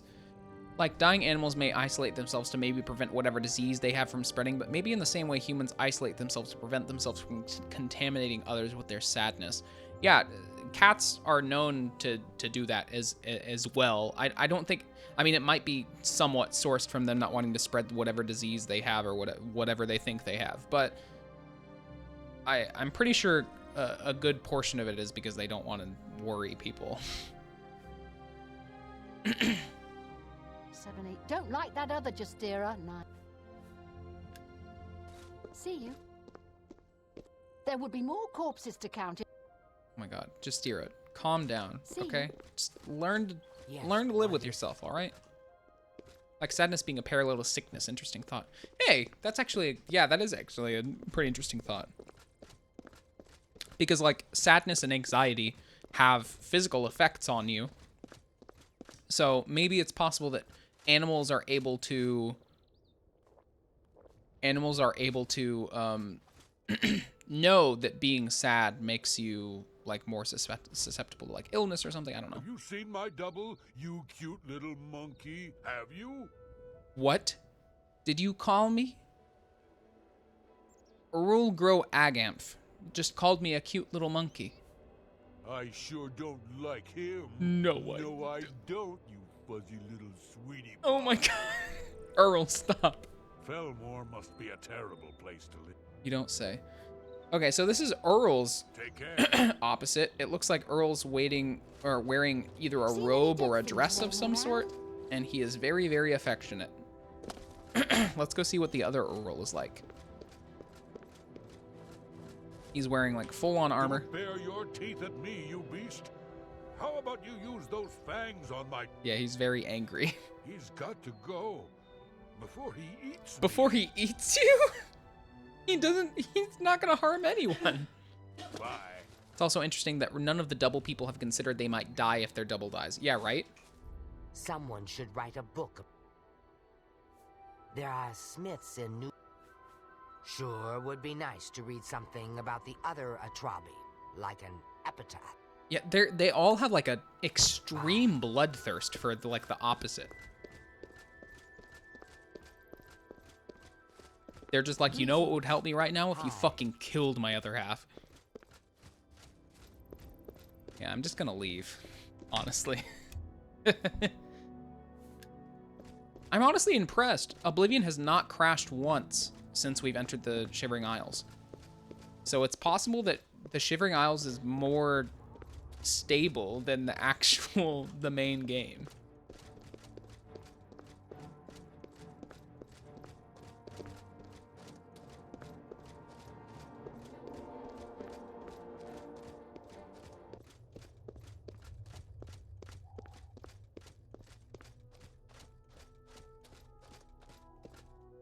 What's down there? Is that a settlement or what? No, Rivet, don't talk about it crashing. It might cause it to happen, right? I mean, it's possible it's not crashing because I'm not doing a whole bunch of fast traveling, but I don't know. Oh, hey! It's our old friend, Hunger. However, in Morrowind, Hunger was not considered a lesser Daedra. They were definitely a high-level Daedra. Oh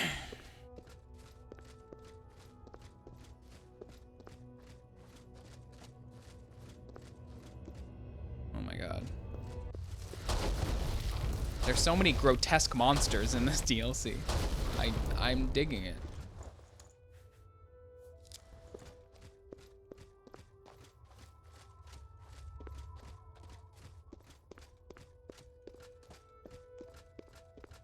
Wish I could zap away my hunger, right?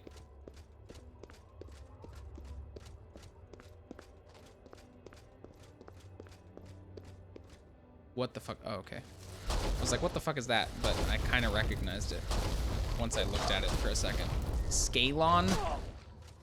Scalon sounds like a race of, like, aliens from Star Trek or something. Scalon Finn. The Scalons are after us.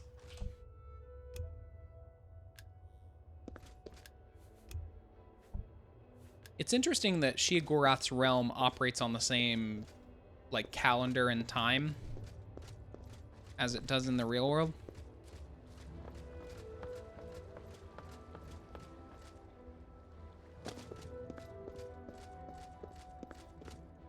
Swamp Tentacle.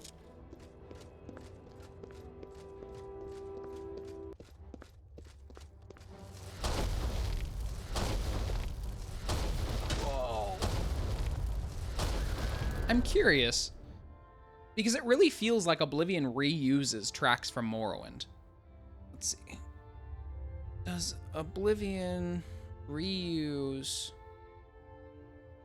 Morrowind music? Let's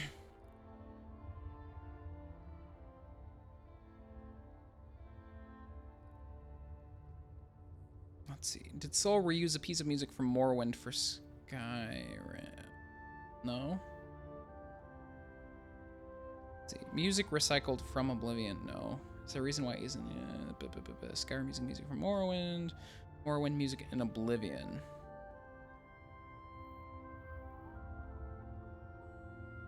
I guess it's not. I don't think it is. I just think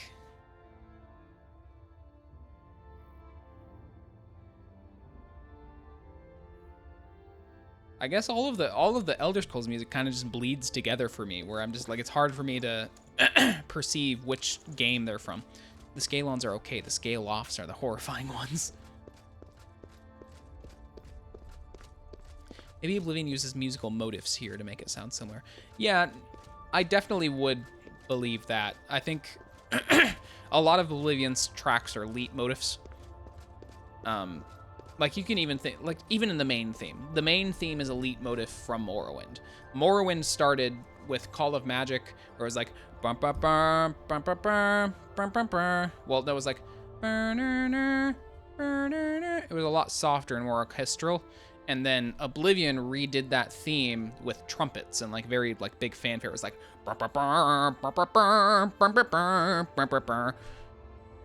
but yes, the Elder Scrolls game, and Jeremy Soule, who is the composer for the Elder Scrolls universe, does a lot of leitmotifs from previous games, and I appreciate it a lot. I love leitmotif as a concept. There have been lots of games that use it and have used it in very incredibly emotional ways that have affected me on deep levels.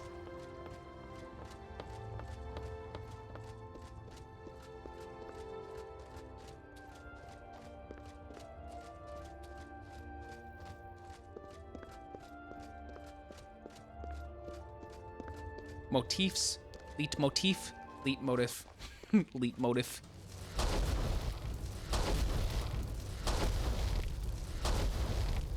My teefs, my motifs.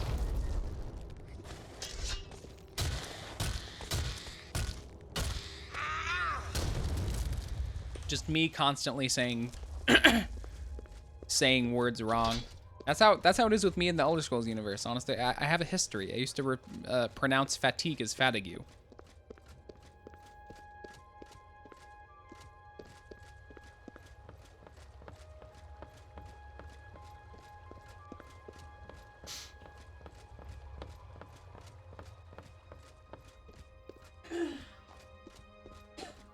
Oh hey, there's a little cemetery. New Sheoth Graveyard.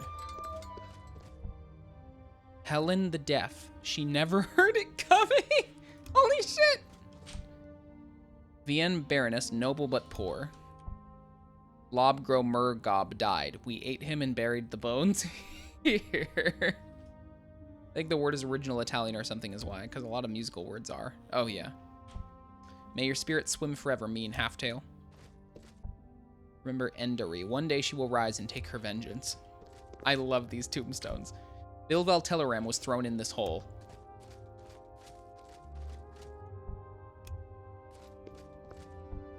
Here lays Blaced Set, faster than the wind, dumber than a stump. Renesta lies here, covered in glory and dirt. What? Dumber than a stump.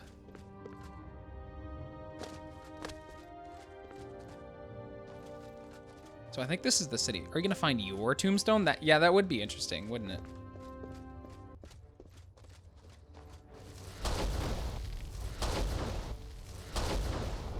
Where the fuck did it go?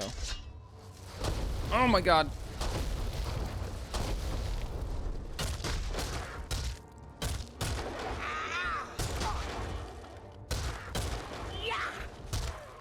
So far, the enemies don't seem too hard.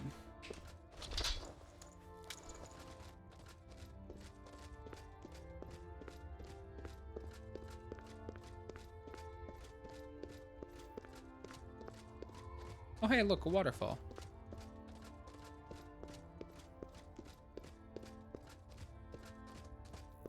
Two waterfalls.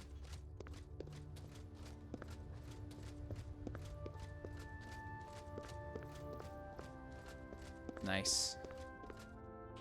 Mad God's blessings. The Maz can guard Crucible in New Sheoth. We ensure the demented remain orderly and Okay, so yeah, that's another difference between Mania and Dementia, is that Dementia, the guards are Dark Seducers, which are, I think they're Daedra, or, I think they're Daedra. Dark Seducers are Daedra, and Golden Saints are Aedra. Hey, I gotta go. Have a good night, everybody. Hey, see you, Tiger Storm. Thanks for stopping by. Hope you have a good rest of your night. Sheogarth is our lord, ruler of the Shivering Isles.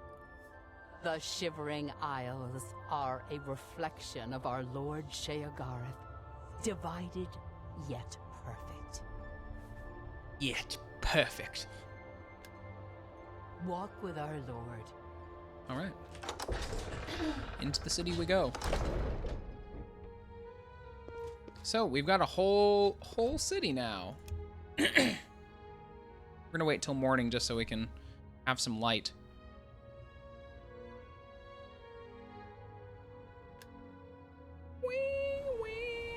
Hello. Oh, it's definitely raining. Yngvar Doomsayer. I'm Ingvar the Wanderer, although most people now call me Ingvar Doomsayer. It's true, the world is about to be destroyed. Nice. Some people are frightened by this, or they despair, or even try to deny the truth of what I say. But my message is actually one of comfort.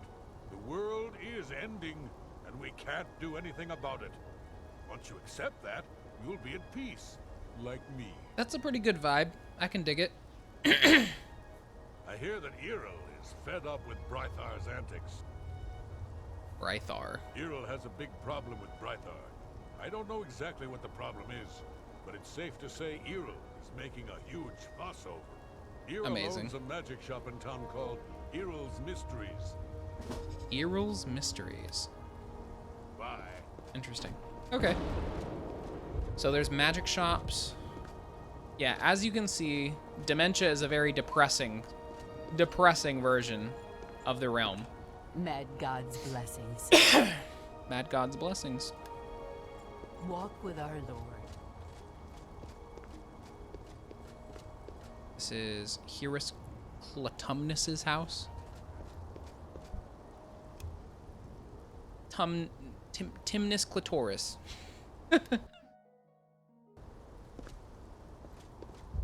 Mr. Tumnus is from the Narnia movies.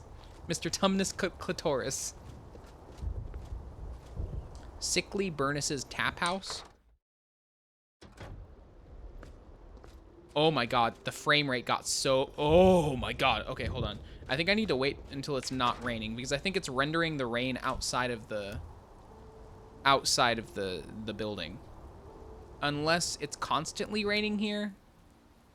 Because if so, fuck me.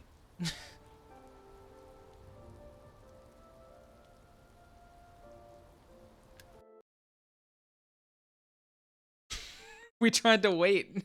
We tried to wait and it crashed. God fucking damn it. Well, so much for it not crashing at all.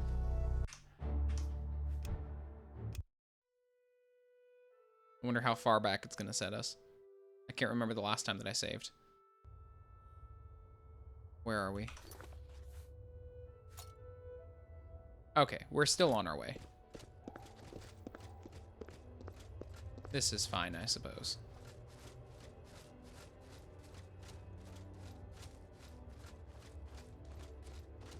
Oh my god, is that a hellhound? Oh, it's a skinned hound. That's disgusting. I don't like that.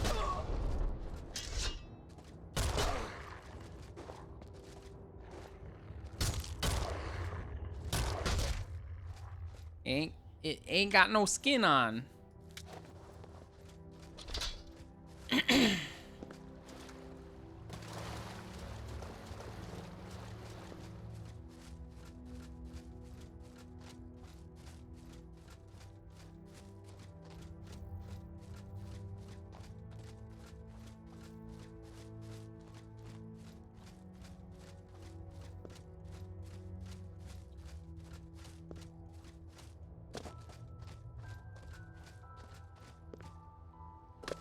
Yeah, this place is fairly dark.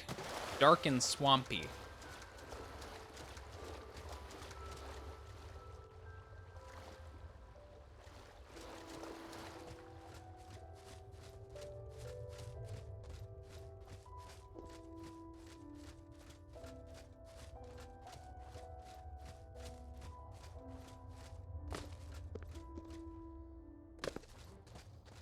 Hello?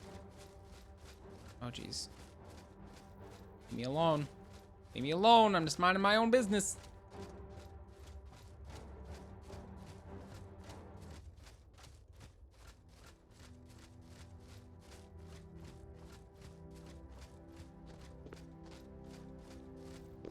All right, let's try to get in here.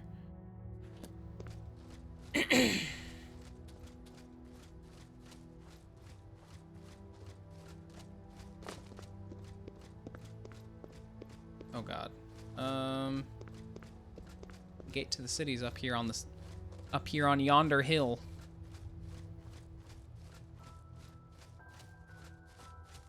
Pew pew pew pew pew pew pew.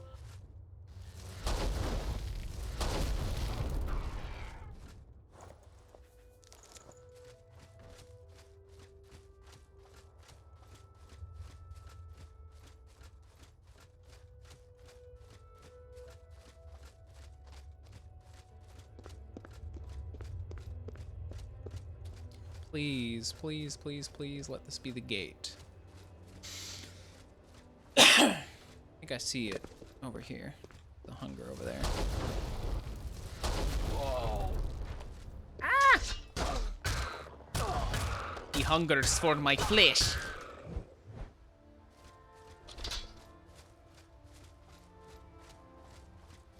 I like these little fairy lights that dance around.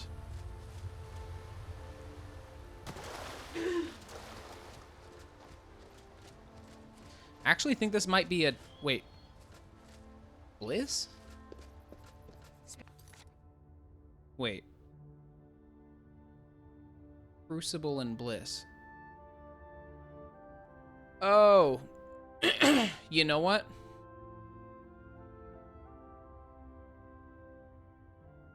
I think this might be split. I think we can go to Mania and Dementia. I don't think that it's necessarily that the entire realm gets changed. I think there's two sides to the city. Bliss quickly, is mortal. the Mania side. Speak quick. New Sheoth is the capital of the... New Sheoth. Okay, so it's like a district. So like the Sheogorath Manic rules the district. Shivering Isles. We, the Oriole... Go. So this is the more happy-go-lucky side of the city.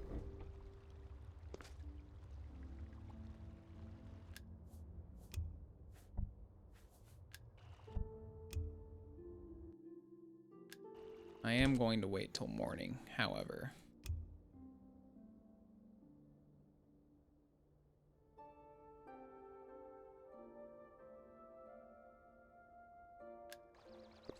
All right.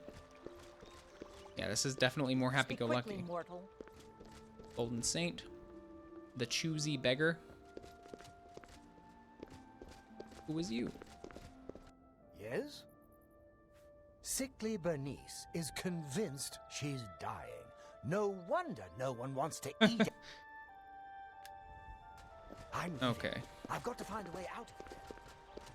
So like, Speak quickly, mortal. I really like the layout of this city, honestly. Choosy beggar.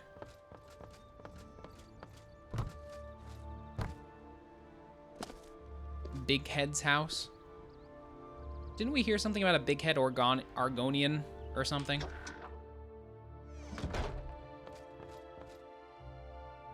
Pitchfork cupboard. Big Head. The fork for Big Head. The Oh, fork. where has Master put the fork? It sings alone, far from home. Sad, sad fork. Sad fork? What fork are you talking about, Big Head? The fork, the precious, precious fork. Hear how it sings to Big Head. Beautiful, perfect fork of horripilation. Your head isn't as big as But you say it is. Gone, gone, gone. No more singing, no more ringing, taken from Big Head. That is when Big Head came here. Master brought me, whispered shouts into my ear, songs of mad gods. What happened to the fork, young Big Head? It went away, but it will come back. It always comes back. It is close. Big Head can hear it. The fork of horripilation. Hear it singing songs of home. It comes again. It brings presents. It is not pleasant. You will find it. Bring the fork. Hear the music. Music of Toad. Music of toads. Where should I look? Talk to the beggar. Talk to Bullwing. He knows secrets. Take Big Head's charm. Listen to Bullwing.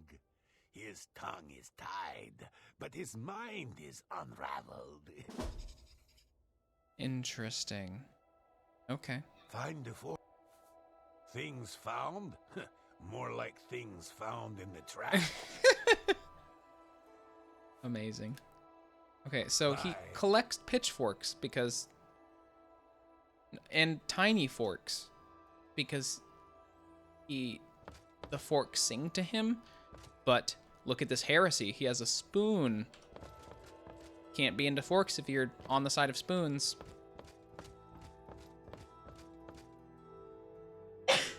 More forks? Tiny forks. Lots of forks.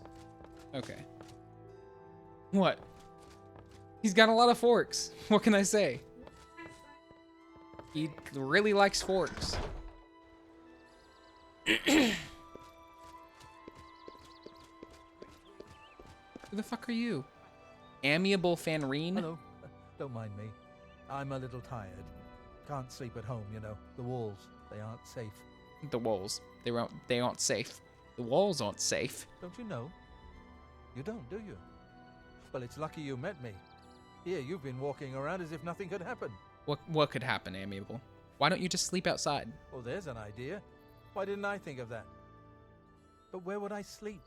I need some place to sleep. I've seen some people sleeping out on the street, but they huddle too close to the walls.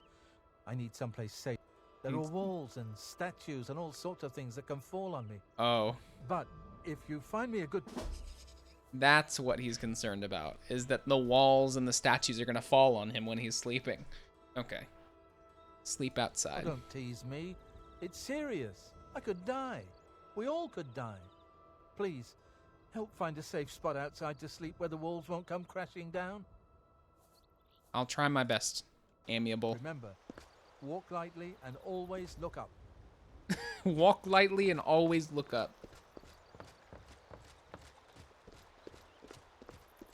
Okay. We need to go find Sheogorath.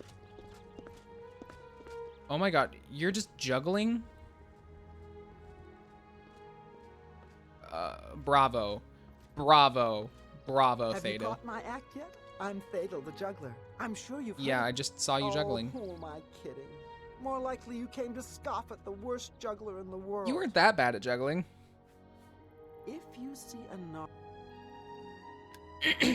Goodbye. The missing pauldron. Oh wow, this is a big smith. Hello, I'm Dumag Grobonk. Dumag Grobonk. Dumag Grobonk. Amber is a resin found in root system tunnels and on gnarls. I alone know the ancient... So amber armor is the light armor of the Shivering Isles Always DLC. a good idea to protect yourself. I can help with that. And the Dementia version is the heavy armor variant, I think. Before my master passed on, she hid countless matrices in the world. As my master has done, find me one of these matrices. Interesting. I've heard there's someone in Highcross trying to catalog every living thing in the Isles. Well, at least I know he's there. And then I think in the other city, there was another smith that forges Dementia ore. Common treasures. The city is incredibly complex.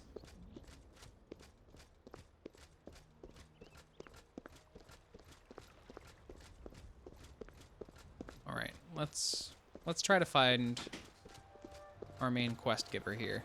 Speak quickly, mortal. The palace grounds. So this is the Speak palace. quickly, mortal.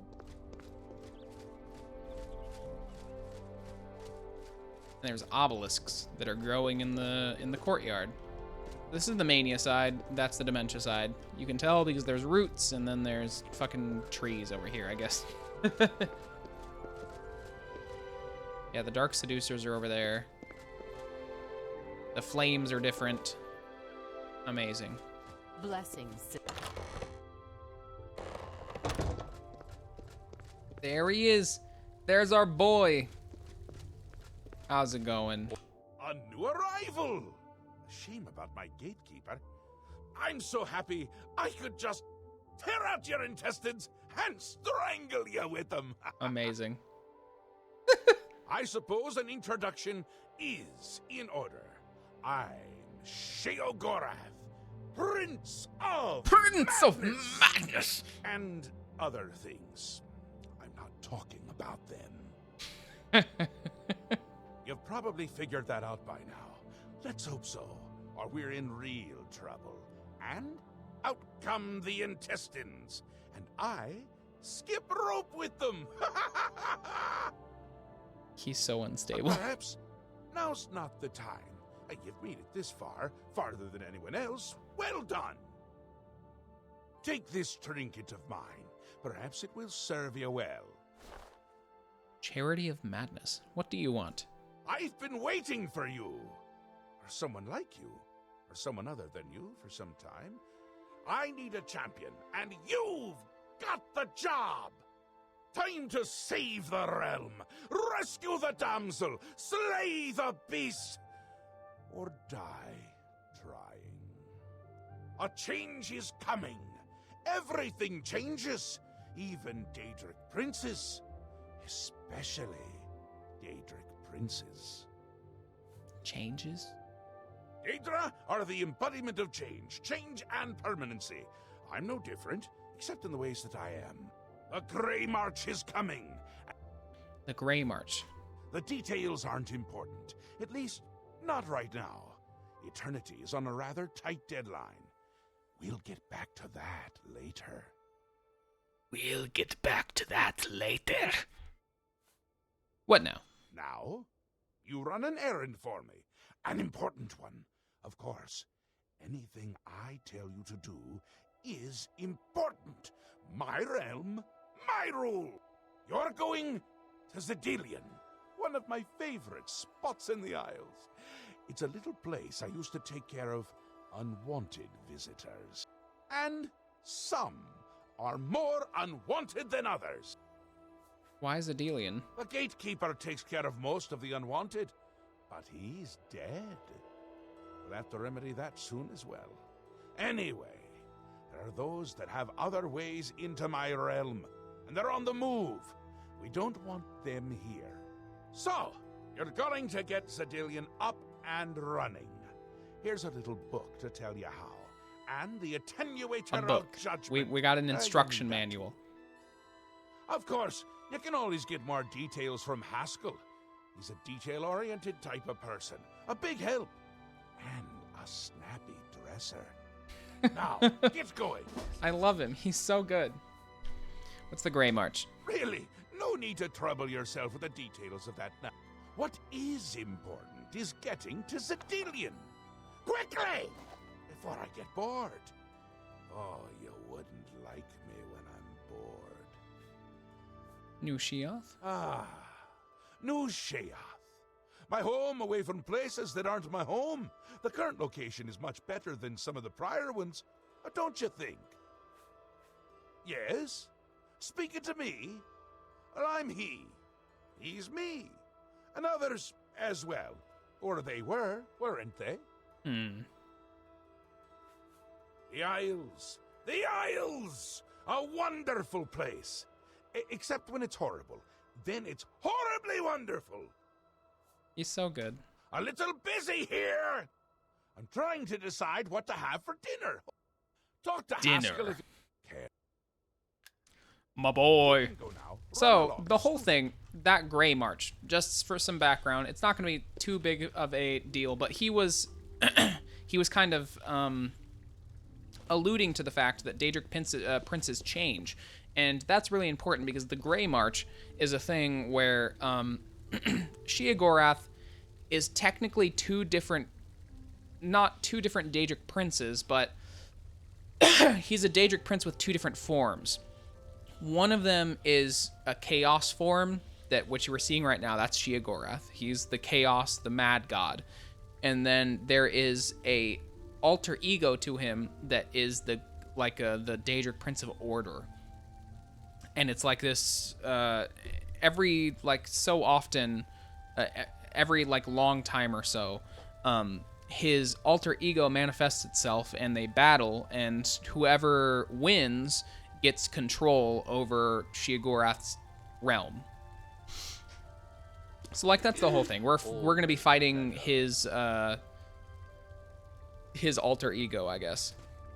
The Mad God has given you a task. Surely someone of your copious talent should be able to Copious handle it. talent.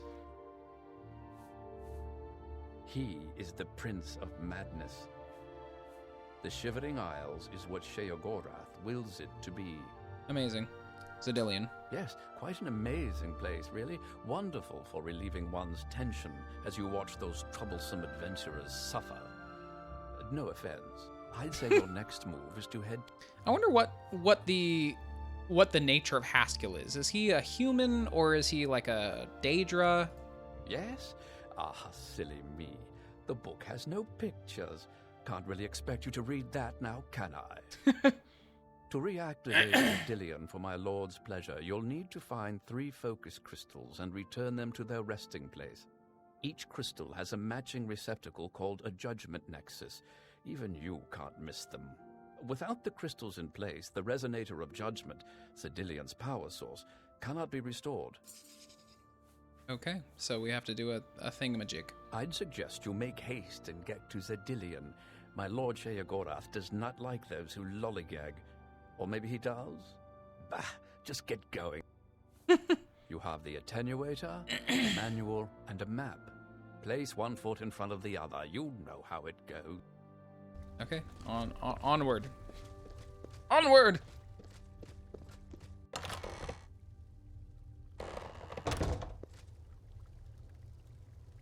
Oh shit.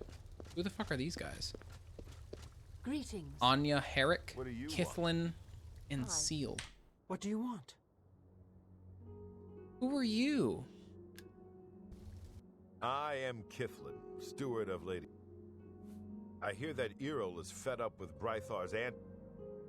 What? Who are these I'm people? Anya Herrick. I serve Lady Syl, and she allows me to remain protected within the House of Dimension. I hear... So, See, I literally What do can't you talk want? to her. What do you want? Umaril has a big problem with... Umaril owns a map. Take care. So I wonder who's the Count or Countess of Mania?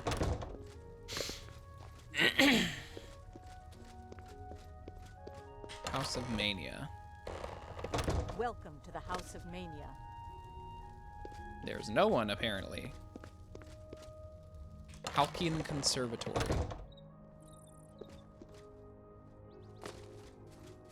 Who are you? What? Thaden? What is it? Very busy. Things to do. Oh.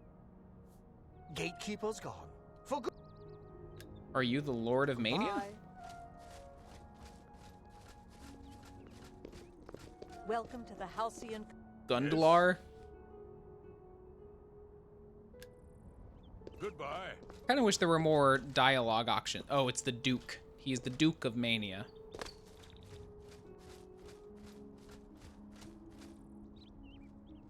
I am Wide-Eye, steward to his grace. Yeah, it's the Thaden. greatest Duke Thaden of is the Duke of in Mania. all of- And Take he be care. painting. We stand an artist in this house.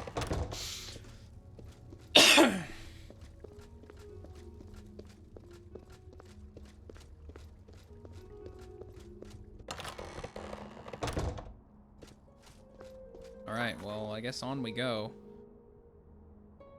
It's all the way down there.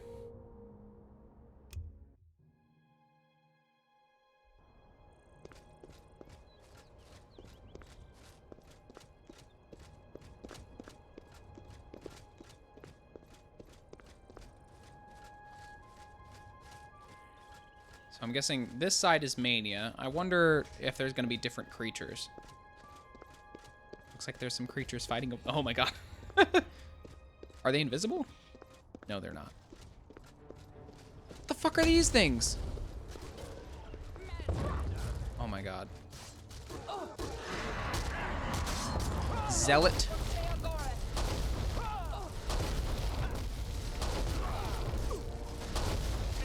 There are so many enemies.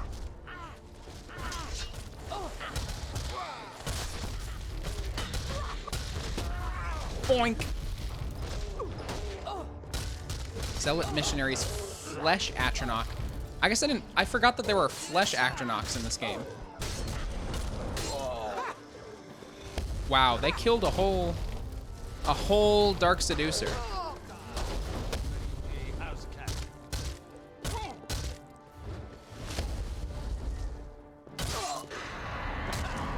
Yikes.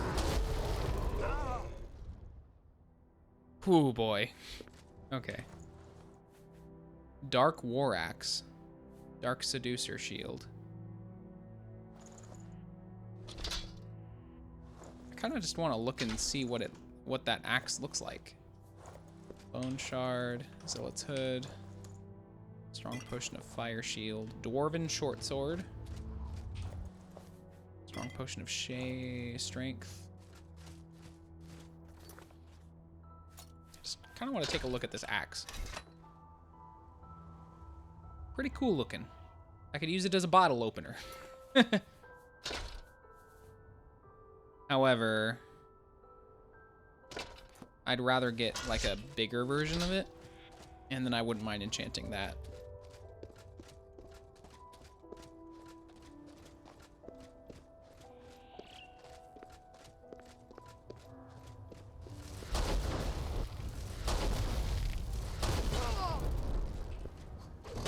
Holy fuck, it can jump real far.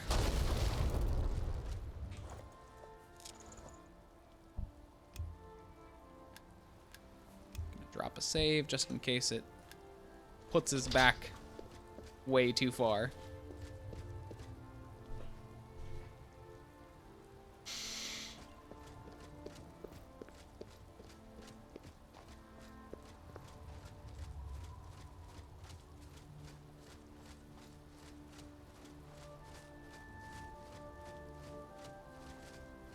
I like how the sky looks a bit different here. It just kind of puts into perspective how you're like in a different realm.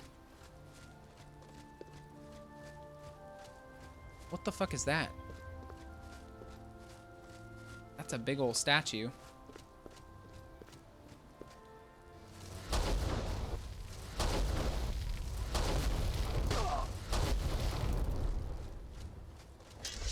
The fuck is that thing? A ballywog?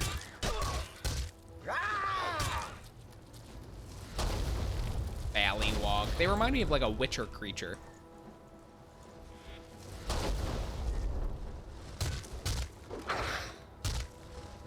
Oh, wow.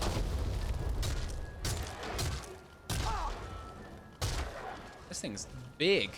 And it's got eyeballs on its branches. Oh, I'm silenced. Yikes, yikes, yikes. I'd like to not be silenced anymore. That would be fantastic.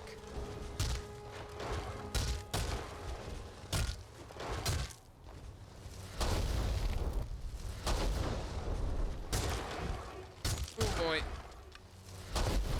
Nice.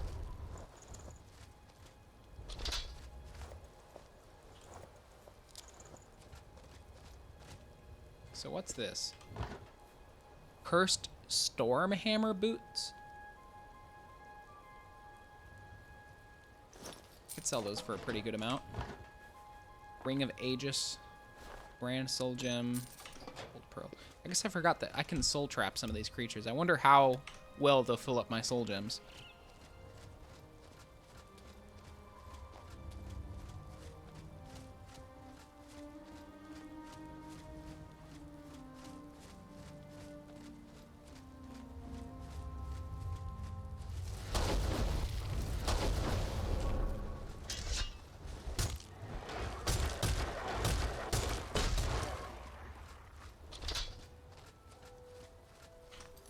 I'd love to get to this location.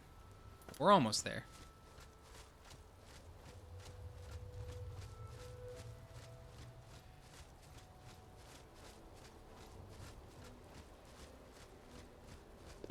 This place has just got such an interesting layout. Like, it's... like, I don't know. Very, very neat. Very engaging atmosphere, I suppose. Felmore.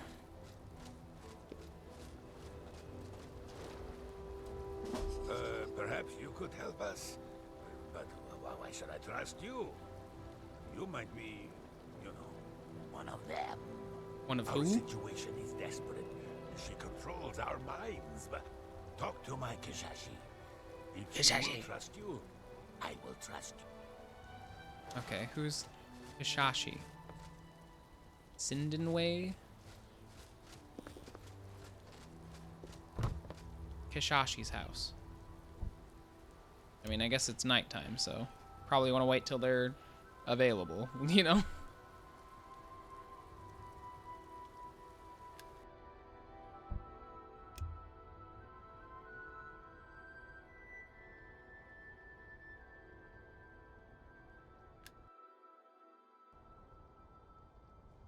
Is Kishashi ever going to come out?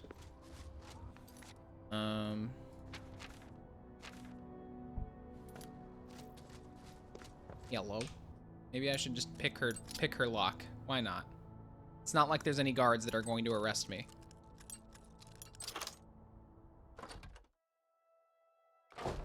I think you should leave. I am Kishashi, and Felmore is my domain. A queen, some would call You're a me. queen, you say? But others will say that Sindanwe is in charge. Her Majesty cannot tolerate a liar. It is I who makes the rules here. If you need anything, you come to me. Okay. Ranarjo? Ranarjo sent you? Ranarjo. Did you know that once he was king of the Shivering Isles? Before Sheogorath, in fact, I was his queen. We made Sheogorath by planting little seeds in the ground and watering them with our tears and blood. And now look at us, living like slaves for that cursed Interesting. What an interesting thing. Ranarjo's trust. Yes, of course he can trust you. Give him this spoon. Give him this spoon. He'll know what it means. Ranarjo. He protects me like a valiant knight, always rooting out spies and ne'er-do-wells. He's so good at it. I've never seen one yet. Thinks she's in charge. Treats us as slaves. Do I look like a slave? No. I am a queen. Rightful ruler I of the am a Shivering queen. Isles. You tell him. You tell him, Kishashi. Even still, You tell I him. don't get my work done. I need to harvest at least 5 pod bits before the day is done. This looks like a farm, doesn't it? That's what they want you to think. Truth be told, these plants are monsters. They dream terrible dreams, and one day soon they will rise up, consume us. They're completely gone. All of them are gone. If you see a shambles dying, stand back. I once killed a minotaur with that spoon. It's a mighty Daedric artifact. Okay. We've got the mighty Daedric spoon. Did you talk to Kishashi? I can't trust you if she doesn't. Wouldn't surprise me if you were here spying on me for you-know-who. Did Kishashi send you with something? A certain utensil? A certain utensil. Let me see that. Give it here. Did Sindanwe send you to steal this? How did you get this? Oh my god. She gave me the spoon to give to you. Oh, then she must really trust you. Still, I better hold on to it. Sindanwe is always trying to hurt my sweet Kishashi. Wouldn't want a slave driver. I mean, to be fair, they probably aren't unjustified from thinking that they're... if Sindanwe is an elf, then it's likely that they have had experience being enslaved by elves. Well, I suppose I can trust you. You did bring me the spoon. However, she knows everything about all of us. Keeps notes about everything. She knows so much about us that she can read our minds. But she doesn't know about you yet. So, you must do it. How should I get rid of her? Well, there's the obvious way. But don't let us see you do it. Sheogorath has 1,000 eyes and ears. Or you could make her life so miserable that she leaves us alone. She needs everything and I guess I'll go wreck her place. Why not? She carries it wherever she goes. Watch yourself while you're here. Sindanwe. Interesting. Well,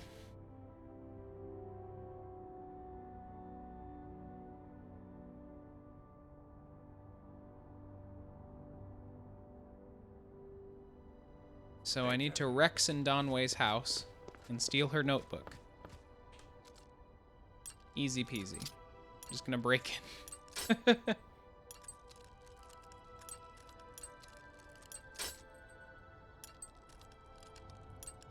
Come on. Oh my god. Nice. She left right as I came in. Amazing. I'm just gonna throw things everywhere. Yeah, fuck it. Throw the beer. Throw the beer. All over the place. God! Somebody help! Come! Yeah. Help you! Put that... Fuck you! Get out of here.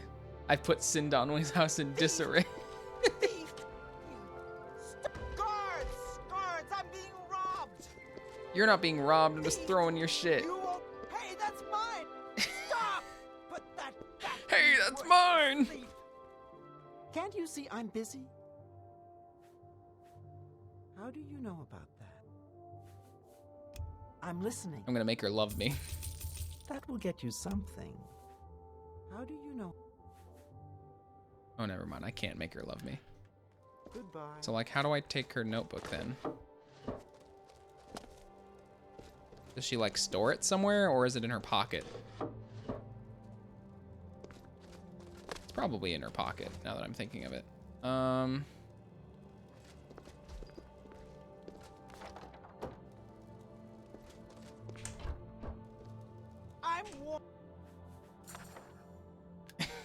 I just steal it.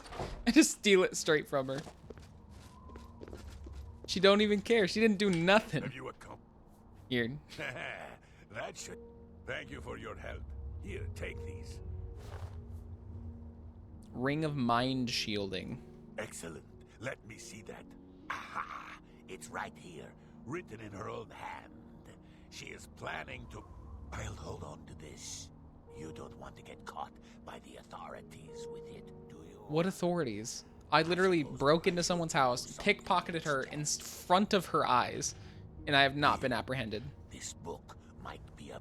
Now leave before. Sindanwe's notebook. The Doors of Oblivion added. Well, that was a pretty fine quest. Do I have any bounty? Active quests. Quest completed 58. Skill increases to 10. Yeah, I don't even have a bounty. Like, nothing happened. No consequence.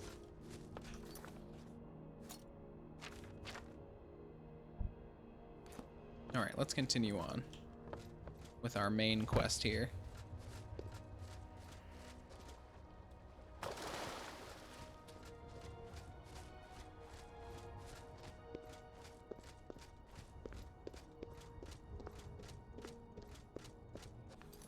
We can't be that far off. Yeah. We're pretty close. What the fuck is that over there?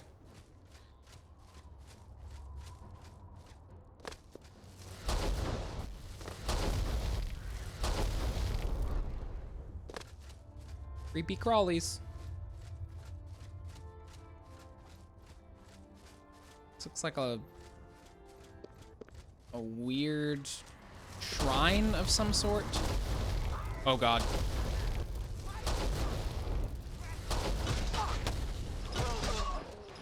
So many flesh Atronachs.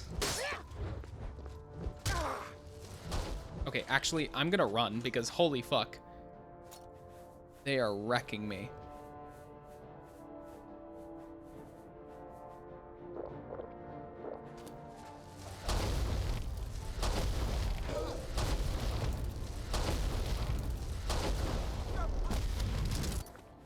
Jesus Christ.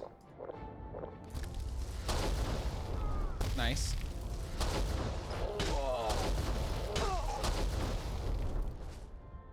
We were a sliver away from dying.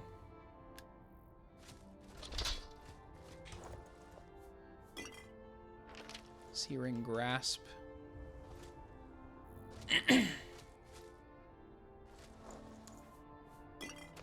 Major Sever Magicka. Glass Arrow and 30 gold. It's pretty disappointing loot, but that's whatever.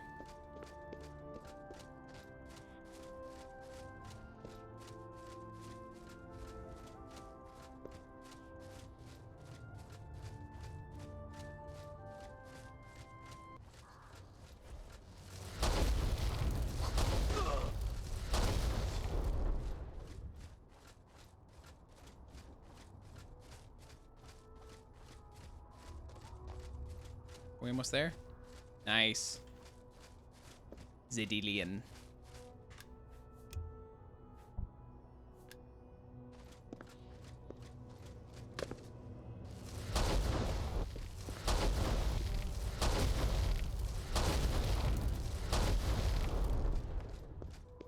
They take quite a bit of spells to take down.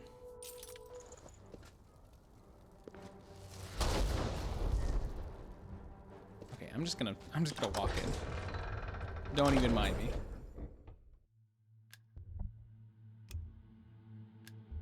Okay, I think I'm gonna call it here. We'll start this, we'll start that quest next weekend. We got a good portion of the way through Shivering Isles, which I'm glad of. I'm glad that I did some of the Knights of the Nine stuff before I started the stream. But yeah, we're gonna get we'll get into more Oblivion once we next weekend. I think on Wednesday I might play some Risk of Rain because it's coming up. We're about halfway through the month, and next month we're gonna get the paid DLC for that. So I kind of want to get used to playing Risk of Rain again so that I can play that on stream. I think that would be pretty fun. And then who knows, maybe I can get Temp to play with me on Wednesday, or possibly Skasher or something. We can get somebody on to play with us so that we aren't playing by ourselves. But yeah, we'll do that on Wednesday. And then we'll be back with more Oblivion next Friday. Hopefully we can finish Shivering Isles next weekend. We'll get through probably the majority of it on Friday, and then on Saturday we will finish it up, and then hopefully we can finish up the main quest the weekend after that. And then once we are done with that, we'll be done with Oblivion. And then maybe we'll take a break and play some other games. I don't know. But if not, we are definitely either going to start Nier Automata or Golden Sun. I'm not sure which one. I think Golden Sun is going to be easier to set up for me. So, and I don't know. I'm leaning more towards Golden Sun. I think you guys would enjoy it if you like RPGs and you like just chilling and talking, because that's probably going to be what most of it is just going through and doing a lot of it's going to be battles and reading text and stuff and doing voice acting. But other than that, it's just going to be us talking and chilling. So yeah. Anyway, we got all sorts of plans. We're still at the beginning of the year. I hope you guys have a good start to your week. Have a good Valentine's Day, by the way. I hope that you, whatever way you decide to celebrate it, I hope that you have a good time with your significant other. I hope that if you don't have a significant other, that you take time to do stuff that you enjoy, self-love type stuff. Valentine's Day is not about having someone that you're with or having a particular person that you're with. It could be multiple people. It could be nobody. It could be just yourself. It is what it is. Valentine's Day is a day for love, whatever way that manifests. Either it's self-love or loving other people or loving a fucking game. Like, I don't know, take your favorite game out to dinner. Go into Oblivion or go into Genshin Impact and get your favorite waifu and take them out to dinner, you know? But yeah, I'll see you guys on Wednesday. Have a good rest of your week. Stay hydrated, and I will see you on Wednesday. Peace out.